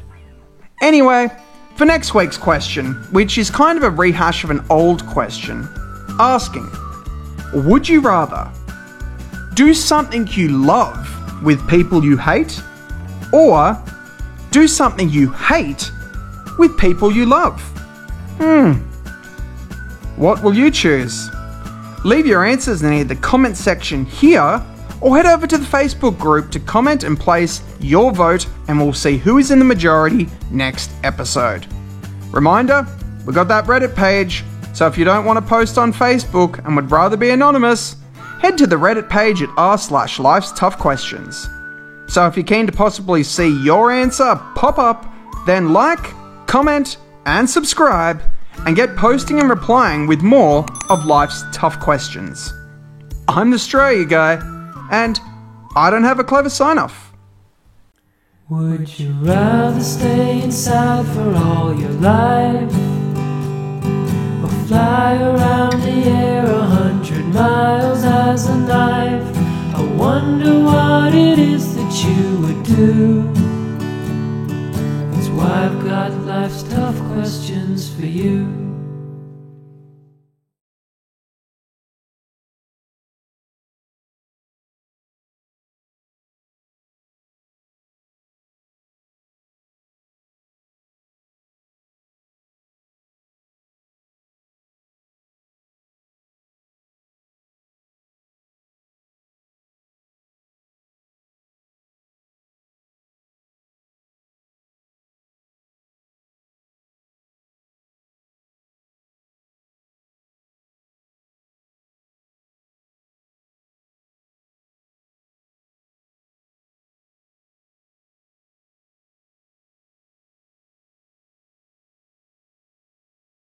I've got life's tough questions for you. Hey listeners, I'm the Straya Guy, and this is Life's Tough Questions, the show where we talk about the Roid Olympics. Our first question asks us, you are catching a taxi or Uber, and would you rather your driver was a crazy, no regards for the law, speeding and drifting you to your destination? Or your driver was a creepy, heavy-breathing weirdo that is asking you very personal questions on the way to your destination? In both cases, you will arrive safely at your destination. Now, beginning with the posts on Facebook, you can immediately see most people prefer the creep. Although you arrive safely, Amy, for example, worries about the endangerment of other people, which is true. Arriving safely may mean others were not safe, and who knows who you endanger on the way. And Kathleen says, the creep, as the other reminds me of Cannibal Corpse's Shredded Humans. I wasn't familiar with the song itself until after listening to it, and I can see how driving to this song would be extremely scary. Libby says that she has experienced both and would prefer the creep over the crazy. Now, although most people here prefer the creep, over on the Reddit page, things take a turn the other direction, with a poll showing more people want the crazy driver over the creepy driver. I personally have experienced both. I mean, one time I had this really creepy guy who wanted to know where I was going, why, who I was meeting. It felt like someone was kind of like interrogating me, and it was really uncomfortable that I had given him that information. Whereas a different example in South Korea, we're in like this 50-kilometer-an-hour area, and I'd been in this taxi going at, I swear, it was like 100 kilometers on the sidewalk instead of the road. And it was crazy. And I think in both cases, it was dangerous, but I think I'm okay with the speeding crazy taxi. Not only does it get me to my destination faster, but the knowledge that I'll arrive safely means it's kind of like a roller coaster or a theme park ride. An exciting adventure, leaving me with a rush and excitement, whereas the creep is, well, it's creepy. That feeling might also linger me and just stick around, leave me thinking is he stalking me now? What's he doing now? Ugh. And Daniel says it exactly when he says, since you're guaranteed to arrive safe, I would be more worried about the creep knowing 2 locations that I might frequent for their future creeping habits. Yeah, no thank you. What do you guys think? Comment below. Okay, so our next question. Would you rather only wear long sleeve shirts for the rest of your life, or only wear short sleeve shirts for the rest of your life? Note, you can't roll up the sleeves on the long shirt. Gee, it's like a tongue twister. Short sleeve shirt, short sleeve shirt, short sleeve shirt. I can't even say it. Anyway, let us know if you can say it in the comments. With that being said, although he loves to do it, even without the ability to roll the sleeves, Ty said that he would rather long sleeve. And Reddit users seem to want the short sleeve. However, on a 60-40 split, and user Libby is trying to sneak in a 3/4 shirt. Sneaky. But either short or long sleeve shirts, they're the choices that you have to make here. Now, Reddit user Meme Man says, bruh, you can just wear a sweater over short sleeves. Which is true.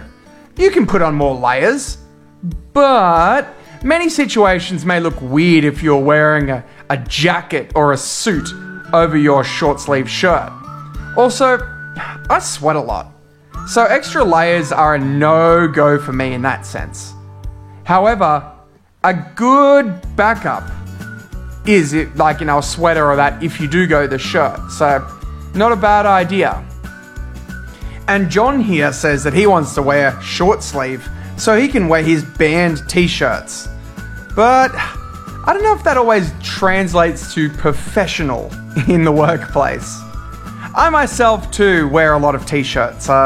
Lately I've been trying to branch into some more business shirts and long sleeve, but you know, honestly, it really isn't me. I like novelty shirts, band shirts, like the general feel of a simple t-shirt. Now, that being said though, I would feel really rude to participate in something formal, in anything less than a long sleeve shirt, like a business meeting, a wedding, a funeral. I don't want to be that guy that was inappropriate. And the reverse really isn't that bad, to turn up overly formal to a casual event. I mean, worst case, people look at you and think, oh, he's really snobby, or oh, he's just very well dressed. So, I guess then comes the concept of hot and sweaty, how I get like in long sleeve shirts. I really struggle not to sweat at the best of times, so short sleeve is a better option in that case. And as it was stated earlier, I could wear a jacket or a cardigan or something if it got cold. So, I don't know. How do you guys feel about this?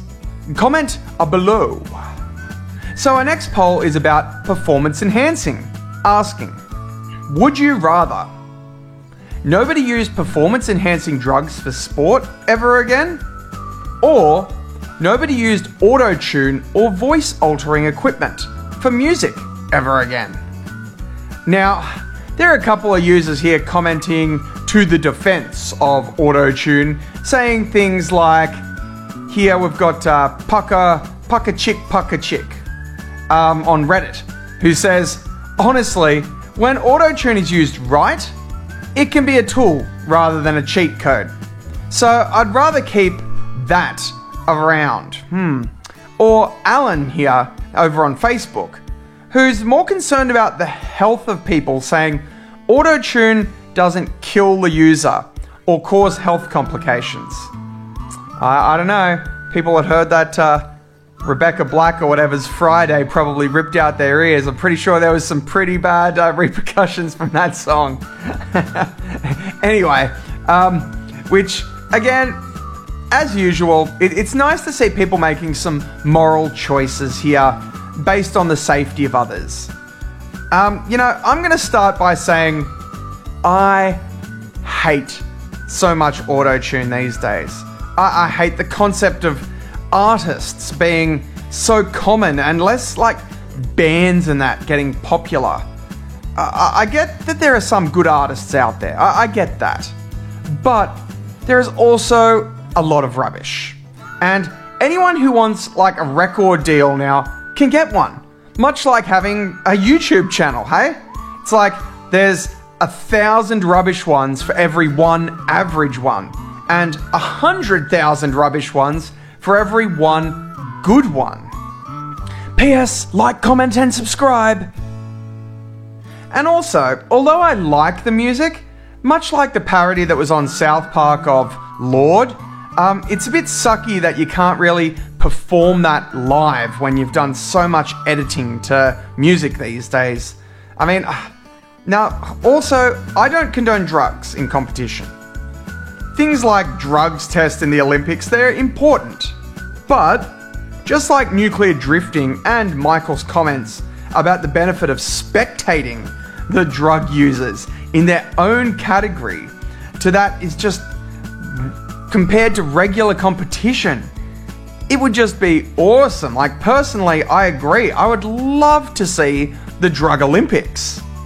Now, seeing as people can like push their bodies to their extreme and the results would be incredible, it would just be really cool, I think, to see this kind of like roid Olympics. Like, yeah, sure, there would be ODs and probably a few deaths, to be honest. But, you know, if they sign a waiver, then let them go nuts. Like, you know, like people out there inject themselves with fluid to look bigger without actually gaining muscle, so let those people go crazy for my entertainment, you know? I'm more than happy to have people that want to do this kind of stuff to themselves. People do it to themselves anyway and don't go in competition. So let them do it. Let's see this Roid Olympics, you know? How about you guys? Do you want to see the Roid Olympics? Woo! 2024 Roid Olympics. Let us know below. Okay, so last week's poll asked us, would you rather do something you love with people you hate, or do something you hate with people you love? And it would seem over on Facebook, it is a landslide once again against me, with everyone except myself going for the activity with people that they love over an activity with people that they hate. Naomi here states, I think if I did something I love with people I hate, it could make the whole experience a bad one. However, if I was to do something I hate with people I love, I could end up having a great time and learn not to hate the thing I was doing. Similar to Reddit user Deadly Use of Horse, who was saying, people you hate can ruin the experience of doing something you love, but people you love can make any experience better. War is a lot worse when you hate the guys you're fighting alongside, but even the worst foxhole conditions can be made bearable with a bit of good company. Perhaps they're right here. I mean, people that you care about could make you see things in a different light. Although, that being said, I feel the same about, saying about people that you could hate. I mean, I've done team building activities with work colleagues that, I didn't care much for them, but by the end of the activity, I was laughing and having a good time with them. And I'm glad to see that over on the Reddit page, a couple more people would rather do something they love with people they hate. But, we still lose out to the hanging with people that you love. I guess that's just the way it goes today. I think one thing that sells it for me would be my world travel experience.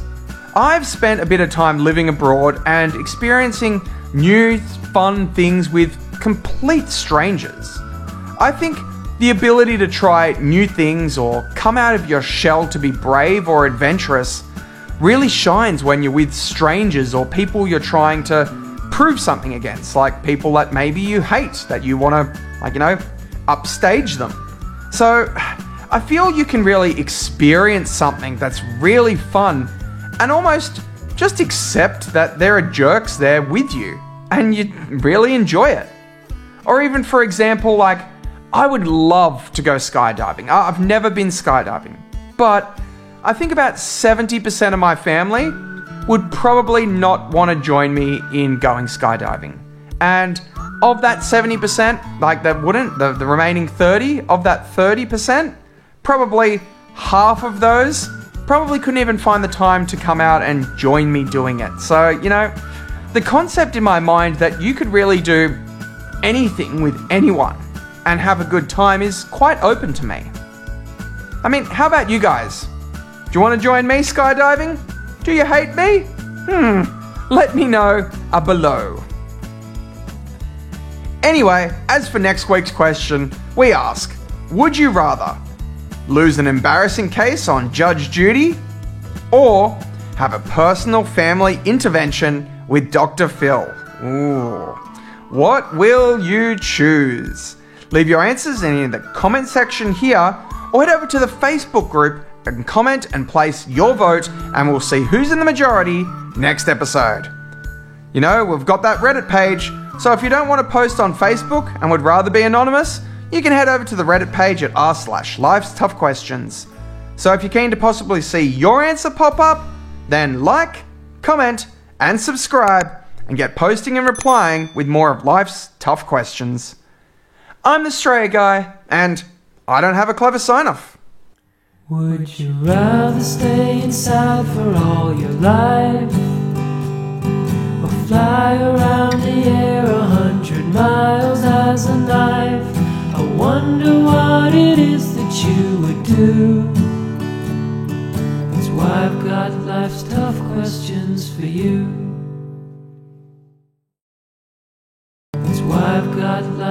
tough questions for you. Hey listeners, I'm the Australia Guy, and this is Life's Tough Questions, the show where we discuss the vanity between looking good and looking like a cheap whore. Our first question asks us, would you rather show up to a friend's wedding completely underdressed, or show up as the defendant in a court hearing completely underdressed? Now, with this question, I feel two major factors come to play. The first is thinking, if my friend is going to take it really personally or get hurt by my action of showing up to their wedding completely underdressed, I mean, I have friends that would probably forgive me. But, I also have friends that, I don't know, maybe they would struggle to talk to me again after ruining their special day. Especially with kind of like all their family around them dressed so nicely, and then there's me in like something like, I don't know, like cargo pants and a band t-shirt, trying to look respectful. If that was even possible in that kind of clothing. Now, that being said, I think my really close friends might forgive me. Or, they'll run and find me a jacket or something at least to cover up. But as far as my other friends go, I think maybe, I might be able to hide in the background of the wedding. Like, experience the ceremony from the back. Take a few pictures, and then the reception's going to be a little more relaxed there, a little more chill. And again, I'm just going to try blend into the crowd, pay my respects, hope that, too many people don't notice me, or maybe after they throw down a couple of drinks, they don't even realise what I'm wearing. On the other side, with the court hearing, the biggest issue that I see is that I'm the defendant. So if I lose the case, I'm probably going to be paying someone some money. The concept of looking like a loser versus actually being a loser, losing at something. It's a bridge too far for myself here. I watch a lot of Judge Judy. I mean, that is just saying the minimum there. I watch a lot of Judge Judy. And I've seen way too many people come in like underdressed. They've dressed up inappropriately, or they just haven't done the right thing, and they pretty much throw away any credibility straight out the window by disrespecting the court through the action of dressing so casually. A friend could move past things, but an impartial judge or jury are probably going to subconsciously categorize you. Even though they're supposed to be impartial, they're going to categorize you. And especially if you turn up, you're disrespecting the courtroom with your attire, and thus, you're damaging your defense. And, once again, it's mentioned, it is defense. So it'll probably lead to some kind of loss. How about you guys? Have you ever been to a wedding where this happened? Or perhaps a court case? Let us know below. Okay, so our next question. Would you rather never use any cosmetics, makeup, spray, extensions, etc., and this includes things like skin creams, or have to go all out with the cosmetics and so on every time you left your house, irrelevant of what you were going to go do? Now, our first comment comes from Alan, who says, go all out. If you've been on a bus with smelly people, you'll understand. Which, yeah, it does suck when you have some heavy BO right in your face on public transport. But also, that being said, the opposite is just as bad. With the use of cheap cologne, it can be just as horrible. Or I enjoyed Daniel's comment here, who said, go all out like I do currently. You have noticed, right?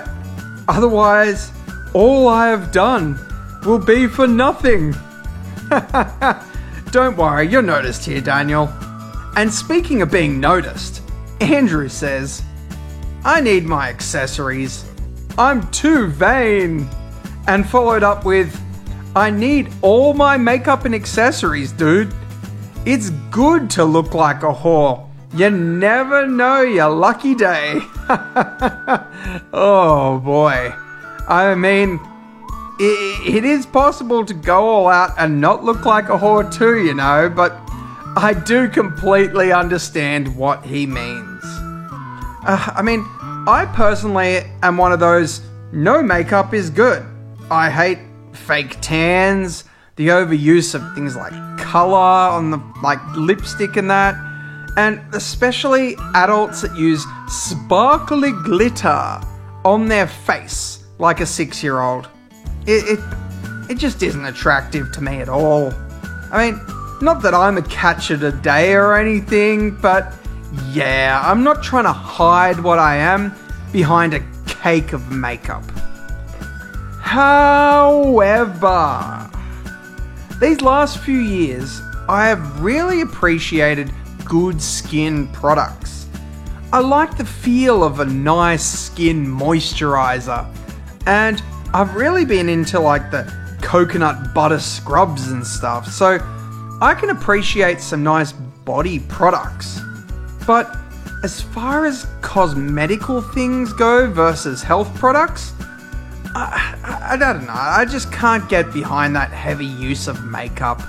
Yes, I know, I'm not a female and I'm not fabulous, but, you know, I have experienced massive amounts of makeup through many events and photo shoots, and I can appreciate the years it cuts off. I mean, the look that it gives, and yeah, you know, maybe sometimes I want to look like a Twilight vampire. But yeah, I'll just go without, thanks. What about you, viewers? Any fans of the vampiric look? Or perhaps the orange tan? You want to go the Trump? Comment below. Our next question asks, would you rather never be able to go more than 30 kilometers from where you currently live for the next 10 years? Or never use the internet for the next 5 years? And most people would rather keep the travel option over the internet option. I mean, it is 10 years. Essentially, if you live in a more rural area, you may be limiting yourself to a very small exposure of people and entertainment for 10 years. However, what most people consider entertainment and contact with other people, yeah, it's very much over things based through the internet nowadays anyway. But at least that's only 5 years if you go down the internet road. Ben and Andrew think that you could keep yourself distracted by travelling for 5 years. and Libby thinks she would go crazy if she didn't travel for 10 years. While Kerry wants to make sure she keeps contact with her family, Benno here is thinking more about his job situation without the interwebs. Oh, and poor Hayley is stuck not wanting to contemplate either option. I personally think I would go down the no travel option. I've spent a fair amount of time travelling and, you know, I'm kind of happy to settle down in my hometown for a while. I mean, I'm looking at my town map and most places I need to visit or I need to drive to, they're just under about 30 kilometers. So I guess I'm actually pretty lucky. 10 years is a while though, and no far travel, it is a shame. But you know what? I might save some money for a big trip. So then after 10 years, it's something to look forward to. And in the meantime, I can use the internet with no issues for all my obsessive daily needs. Such as doing Life's Tough Questions, eh? Yeah, definitely need to be able to use the internet for my average lifestyle. How about you, viewers? Like, what do you do when you can't watch Life's Tough Questions? Throw a comment in there below. Okay, so last week's poll asked us, would you rather lose an embarrassing case on Judge Judy or have a personal family intervention on Dr. Phil? And it's almost a 50-50 split between Facebook and Reddit. It's very, very strange. But, you know, not so strange that, as usual, there's no real comments to go off. You must just all love my opinions so much that you've lost your own voice then, hey? Well, here is my opinion, seeing as no one wants to share theirs. Firstly, I am a fan of both Judge Judy and Dr. Phil. So meeting either of them, it's already a bonus for me. So that's a stalemate there as far as, you know, fanboying out goes. So, much like I mentioned earlier, losing a case means I lost money or dignity. And to my understanding, the way that Judge Judy, well, the program works, is that they pay the money, not me.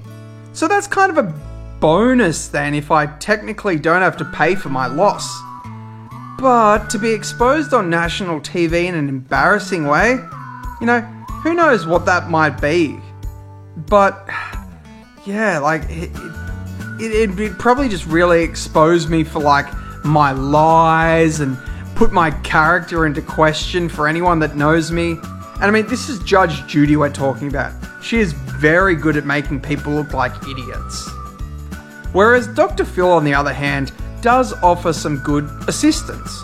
If I was the one that like the intervention was for, you know, it'd be some kind of help program. Maybe I do need free help. Could be, you know, beneficial in that sense. But also, as mentioned, if I was the one the intervention was for, you know, the question says a family intervention. Maybe one of my family members are the one that's actually made the mistake, made the problem here. You know, maybe it's not me that's up for the intervention. But, again, then my entire family's dirty laundry is shown for national television. There could be some pretty bad repercussions from that. I mean, I don't wish ill upon any of my friends or family. And, you know, often the choices that I make here on Life's Tough Questions usually reflect that. So the concept of being on Dr. Phil almost makes me worry for my family over myself. Yeah, so, Yeah, that being said, I think, irrelevant, I would have to fall on my own sword and take the embarrassing case on Judge Judy. Not necessarily for my own, but for my family's sake. Gee, I mean, I'm actually a little emotional thinking about the concept of having a family intervention on national television. And like, even with the help that they give you, I couldn't put my family through that. Yeah, no. Anyway, look, sorry for that tangent there, listeners. How do you feel about these kind of choices, the repercussions, how it might affect your life? What would you choose? Comment below. Anyway, on to next week's question, which asks, would you rather be convicted to a minimum security prison for 1 year or be in a coma for 5 years? Ooh, what will you choose? Leave your answers in either the comment section here or head over to the Facebook group and comment and place your vote, and we'll see who's in the majority next episode. Reminder, we've got the Reddit page, so if you don't want to post on Facebook, you want to be anonymous, head on over to the Reddit page at r/Life's Tough Questions. So if you're keen to possibly see your answer pop up, then like, comment, and subscribe, and get posting and replying with more of Life's Tough Questions. I'm the Straya Guy, and I don't have a clever sign-off. Would you rather stay inside for all your life fly around the air 100 miles as a knife. I wonder what it is that you would do. That's why I've got life's tough questions for you. That's why I've got life's tough questions for you. Hey listeners, I'm Australia Guy, and this is Life's Tough Questions, the show where we discuss if it's bad to be good and good to be bad. Our first question was for Easter, and it asked us, would you rather have a large 1 kilo hollow chocolate egg or have 1 kilo of solid mini chocolate eggs? First up, Naomi on Facebook says that both would be good, but small ones would last longer. And after a question from Alan asking, well, why? Apparently because they are both 1 kilo, she reiterated that, well, because once the big one is unwrapped, it's easy to just eat it, whereas the small ones have to be unwrapped individually and therefore should last longer. And that is true, well, at least for me, in my opinion. I mean, I can get a couple of little solid eggs and be content with that. But I need like an entire head of a rabbit if it's hollow for the same kind of effect. And Reddit user AllGone79 says, can we just be honest though? Egg chocolate is the worst. I think they make it out of leftovers. I'd rather just get a share-sized dairy milk. And no, you cannot have any. I do love some like just simple chocolate and that too, but actually I don't think Easter chocolate tastes worse. I don't know if it's the chocolate in his country, but actually I really enjoy certain companies' Easter chocolate. Especially companies that don't really like exist the rest of the year, such as I really like this company, Red Tulip. I don't know if they're part of another company or they just have a name, but Red Tulip chocolate, oh, it tastes so good. Maybe it's just because it's only that short period of time at Easter.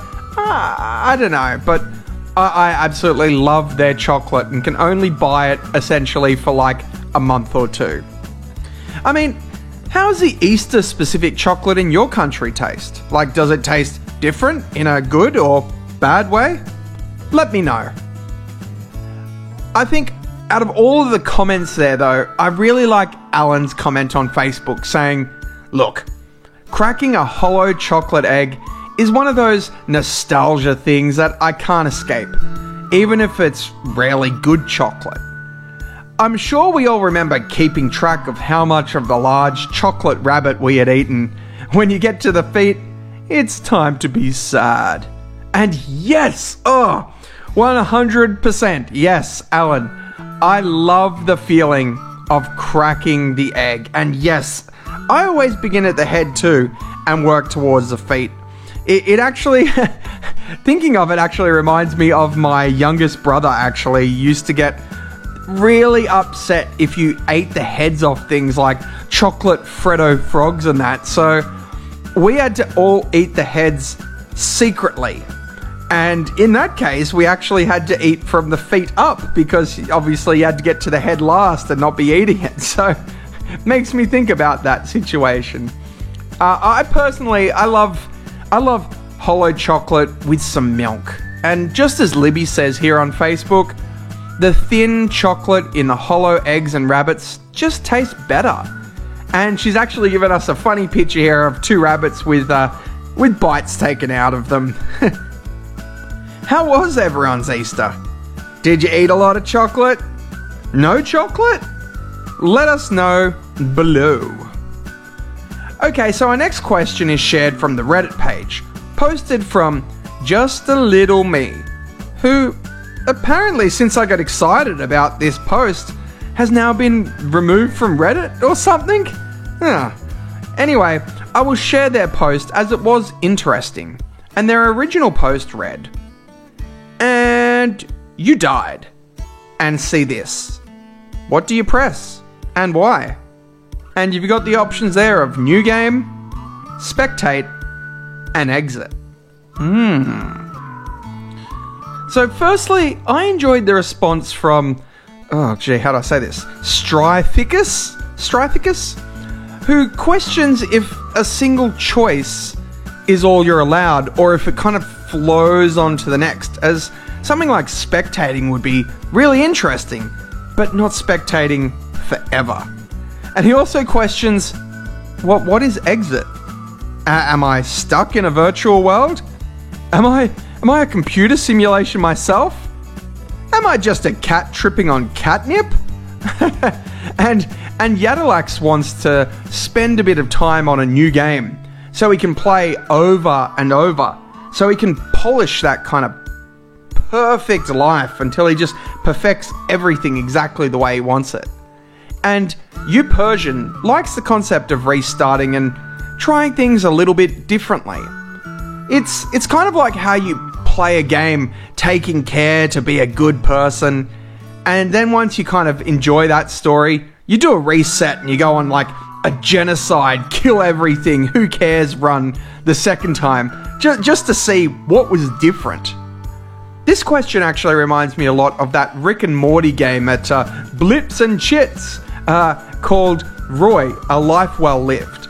Living an entire life and then getting like a game over, coming out of the simulation and being like, where's my family? Where's my kids? What's going on? Like, that would be crazy.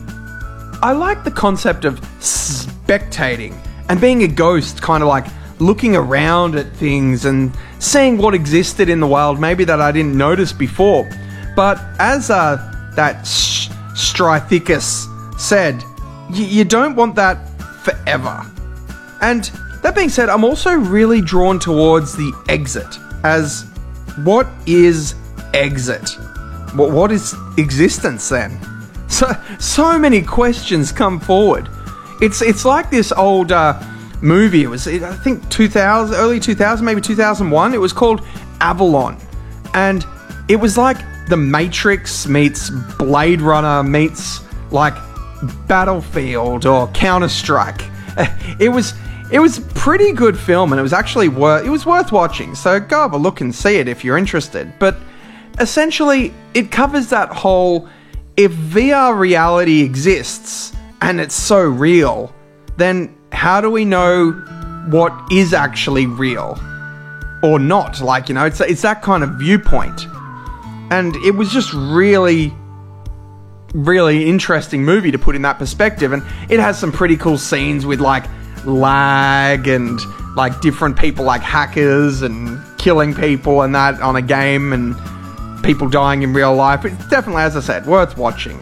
And for sure, this question that was asked, it was a good one. So it was sad to see the question disappear after that. I mean, or maybe, did they get him?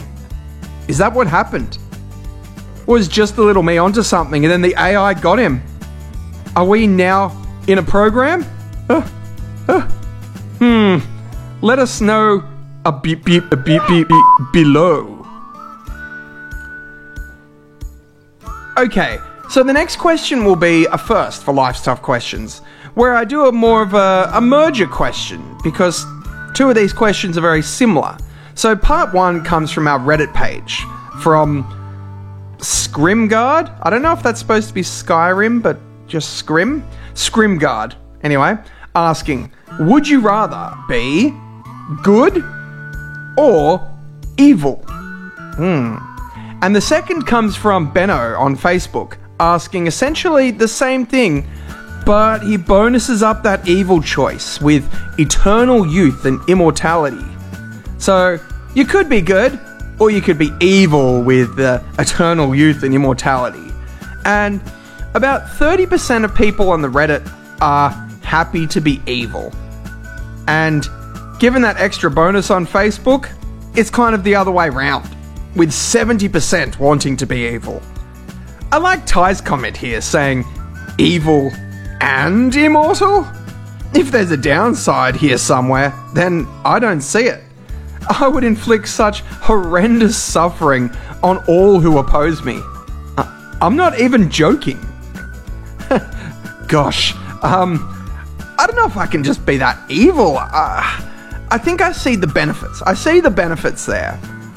But I guess one thing, I don't actually like the idea of being immortal unless I can end it. I like that concept of having that exit clause. And also, I know it's cheesy. I know everyone might say it as such, but, I'm a massive hero at heart. And I like helping people. It makes me feel good. So I'd have to say I want to be a force for good. Mind you, to take a page from, there was a movie called Night Watch. It's easier to hide from the light around you than to eliminate the darkness inside us. And I think that concept I like that concept of, you can fight those battles, you can do the good, and you may not be some kind of superhero as such, but doing good things makes you someone that's actually trying to battle a battle that essentially you're never going to win. You're never going to eliminate all of that darkness inside people. So I like that concept. Daniel covers my feelings too when he says, "A hero to the people will be my destiny in this one.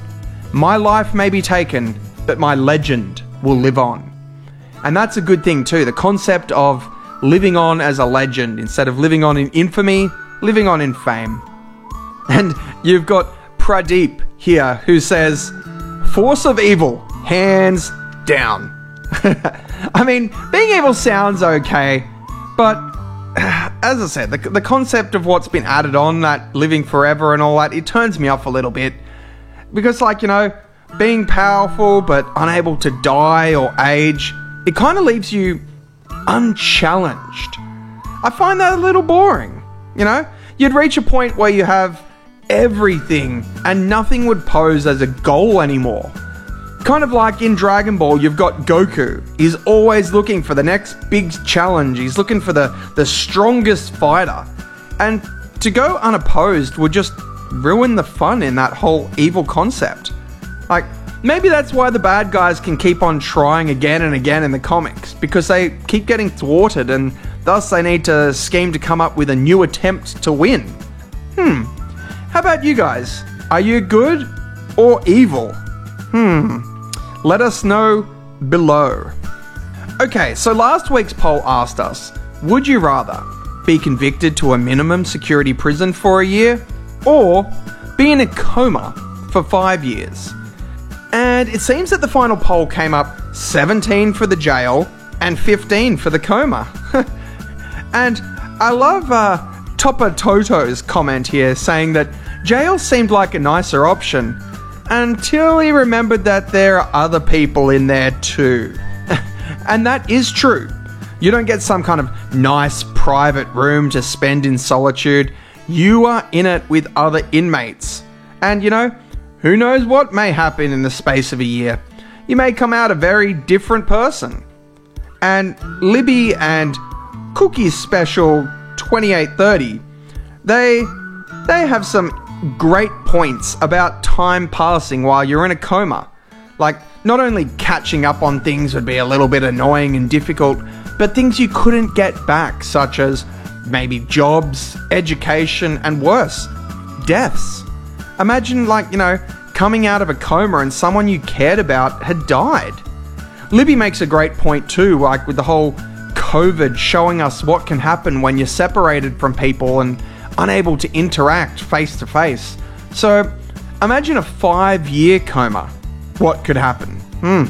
Whereas in prison, at least you can, depending on what you did, at least this is a minimum security prison, you'd get visitors.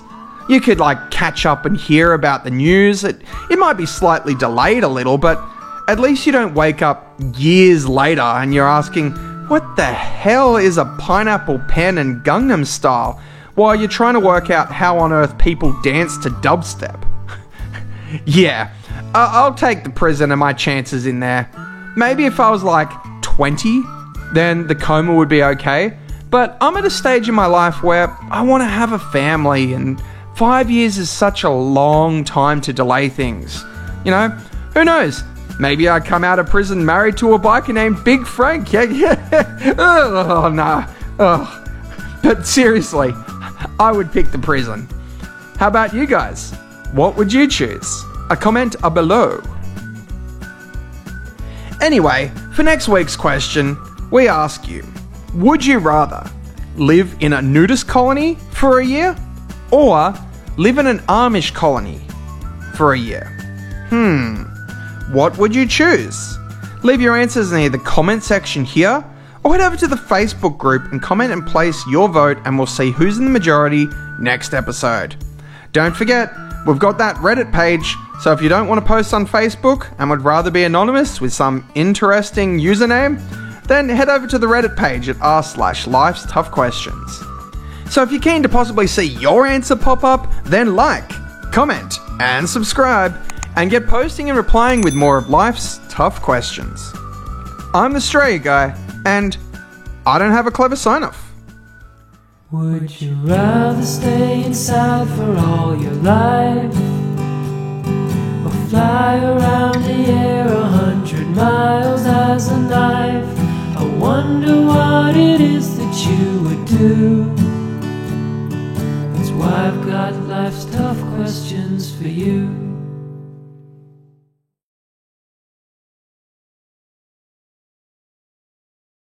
That's why I've got life's tough questions for you. Hey listeners, I'm the Australia Guy, and this is Life's Tough Questions, the show where we think about environmental snagging of privates at nudist colonies. Our first question asks us, would you rather be mugged by someone with a gun or be mugged by someone with a knife? Well, Reddit seems like a 50-50 split here, with our first comment coming from I Hunger for Flesh, who says, if I'm mugged by someone with a knife, I can run away. Less so if they have a gun. Which is true if you're in a situation where you can run away. But it really depends on kind of like what mode your mind is in when you're actually in that situation. You might be frozen on the spot, unable to move. Or you may be backed into a dead end, unable to run away too. So that's always a possibility. Which brings an interesting viewpoint that multiple people have here, such as Meme Man and Castle Storms 1, who both think that disarming a knife is not too difficult. Now, I've only done basic self-defense, and I would never want to take my chances disarming someone that had like a knife or a gun. I would just take the mugging and let them take what they want, and if they wanted to assault me or whatever, attempting, just don't even attempt to remove this kind of knife or gun from them. Just let them do what they do, let them go on their way. You guys that say you disarm them, you're either really confident in your abilities, or maybe you just watch too many action movies. Now, Ashley13579 thinks the gun would be better because it's a quicker death. And although a mugging doesn't have to end in death, it doesn't actually say the mugging ends in death, so it seems like a bit of a weird point to make that you could die easily and that's why you'd pick the gun. Whereas PM Eternal Nudes thinks the other way. He thinks that a gun wound is less serious than a knife wound. And surprisingly, in many cases this actually is true. Knife wounds can be found more fatal than a simple gunshot wound. Now, I personally think someone with a knife is more prone to actually use it. In my eyes, a gun is for intimidation. A person with a gun feels invincible, whereas a person with a knife is probably more likely to feel desperate. And again, in my own opinion, I feel a gun is less likely to be shot than a knife is likely to be swung, either in aggression or panic. So I think I'd take my chances with the gun. I think again? Yeah, I think that probably won't use it. And they'd probably have some distance between myself and them too, so it's less likely that they might assault me, because generally people don't hold guns point blank on someone when they're going to rob them. Like, there'll be a little bit of a gap between them, so the likelihood of them actually assaulting me might be less too. Although, that being said, Just Eternal says that he would pick the gun because he wants to die. Oh my. Well, how about you, viewers? What would you choose? Comment below. Okay, so our next question is, would you rather live in an environment that was always hot, or live in an environment that was always cold? Now, it seems our Facebook users like the hot versus our Reddit users who like the cold more. And myself personally, I choose the cold.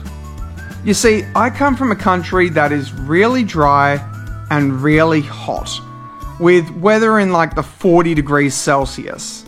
And I've spent a bit of time abroad living in countries where the weather was down to minus 30 degrees Celsius. So, you know, I have experienced the extreme of both sides of the coin, and I have to say that although I love most things associated with hot weather, I just can't stand being too hot. I get really depressed and sluggish, so much so that it just bothers me. It bothers me to a point of just, I hate it. And at least in the cold, you can rug up and put on more layers and keep warm. But there's only so many layers you can remove until you're just naked in the hot weather. However, that being said, I experienced only recently my first fall on icy pavement. Now, videos and movies don't really show you just how painful it actually is. It isn't just a slip over and it's all good, play the laugh track. No, it hurts so much. And I was actually rolling around the ground for 2 minutes in complete pain and almost paralyzed from it.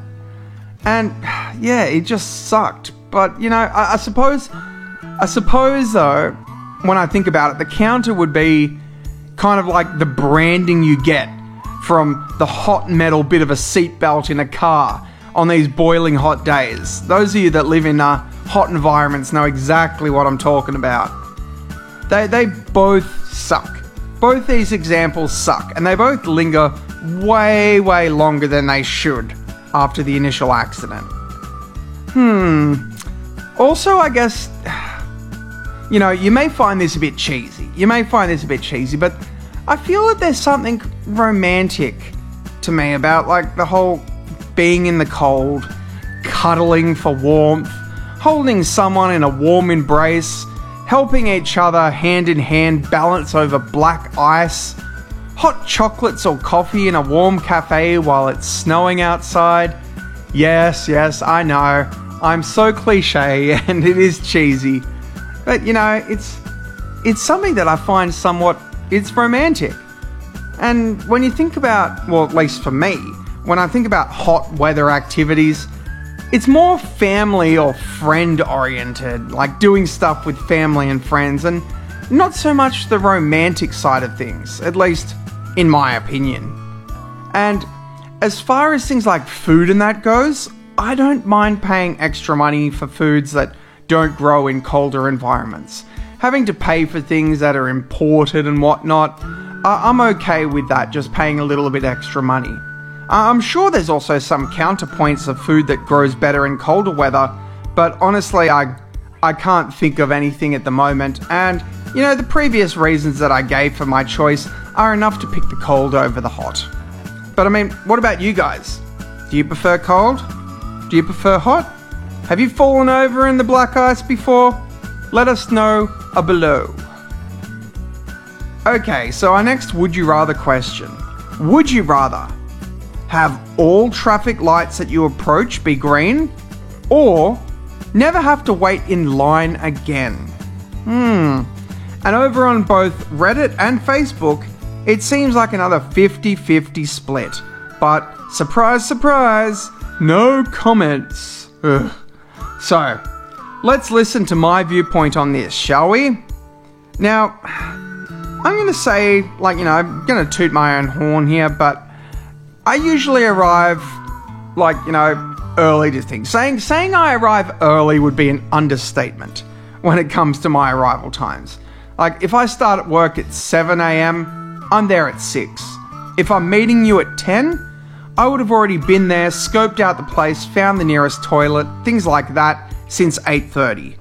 So things like traffic lights, they don't really stress me out because I'm not usually running late. So I expect stopping at lights and I don't mind that. Whereas once I get to the location and after waiting around for others to arrive, then the waiting in line bothers me.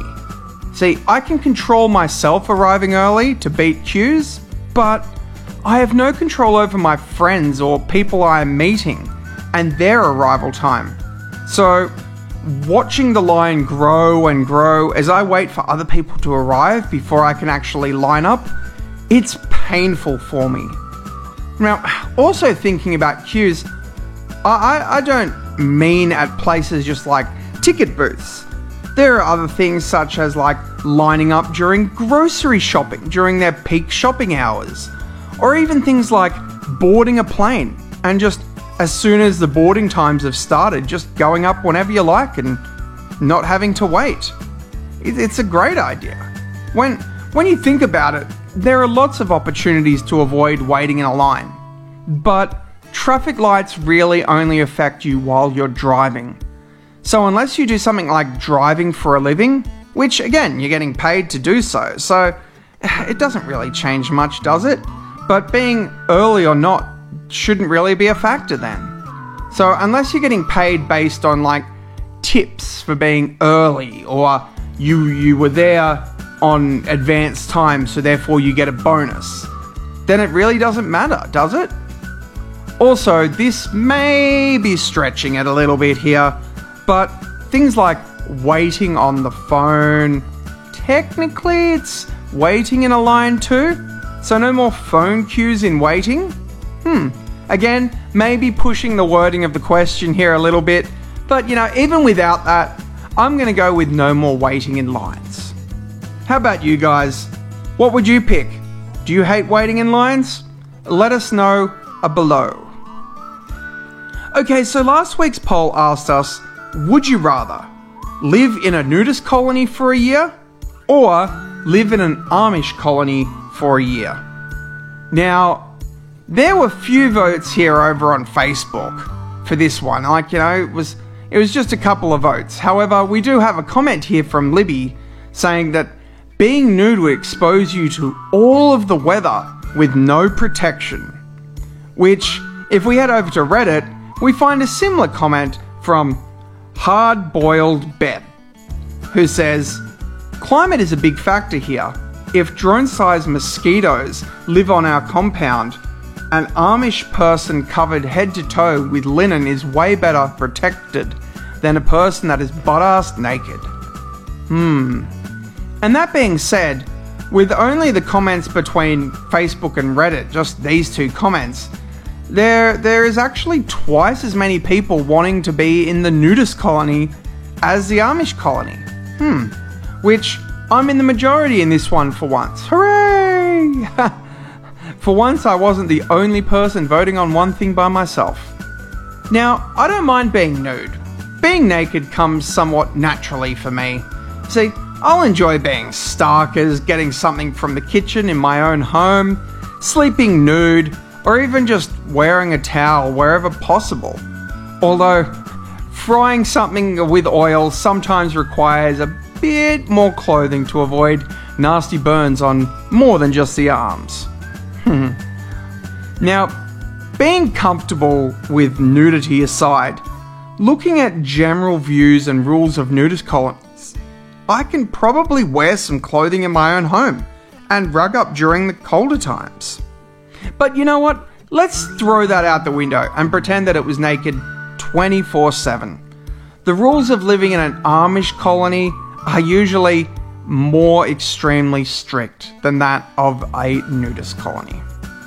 I mean, certain beliefs, lifestyle, and objects are banned from use or even ownership.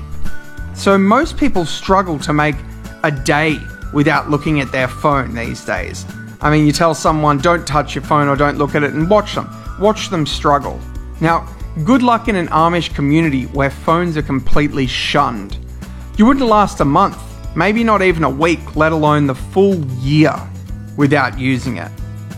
Even things like the knowledge of having better technology and not being able to use it, it would just frustrate me.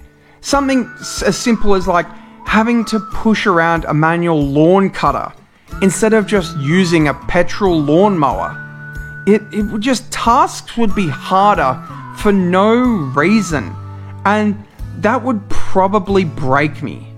I would ask so many, why this? Why that? Why wouldn't you just do this? And I'd be always trying to think of better ways instead of just accepting the ways that they have. It'd be like on movies and that, where you see like colonies and that run by magic versus colonies run by like technology or steam or coal power, and them not being able to accept each other's ways. I would be one of those people that would be bridging the gap, like, why can't we take the other way? There's easier ways to live and easier ways to do this, and yeah, the society would hate me for it. I couldn't be doing this. Like, you know, I couldn't be doing this lifestyle that I have. Things like this channel. I couldn't be doing it without the internet or my computer banned. So things like that would absolutely suck too. Yep, you know what? Give me some naked tennis and swimming any day over restrictions like that. I mean, what about you guys? Ever been naked in public before? Or have you been part of an Amish community? Let me know below. Anyway, alright, so we'll get on to next week's question, which asks us, would you rather be able to speak any human language fluently, or be able to perfectly communicate with animals? What will you choose? Leave your answers near the comment section here, or head over to the Facebook group and comment and place your vote, and we will see who's in the majority next episode. Reminder, we've got the Reddit page, so if you don't want to post on Facebook and would rather be anonymous, then head over to the Reddit page at r/life's tough questions. So if you're keen to post and possibly see your answers pop up, then like, comment, and subscribe, and get posting and replying with more of life's tough questions. I'm Australia Guy, and I don't have a clever sign-off. Would you rather stay inside for all your life, or fly around the air 100 miles as a knife? I wonder what it is that you would do. That's why I've got life's tough questions for you.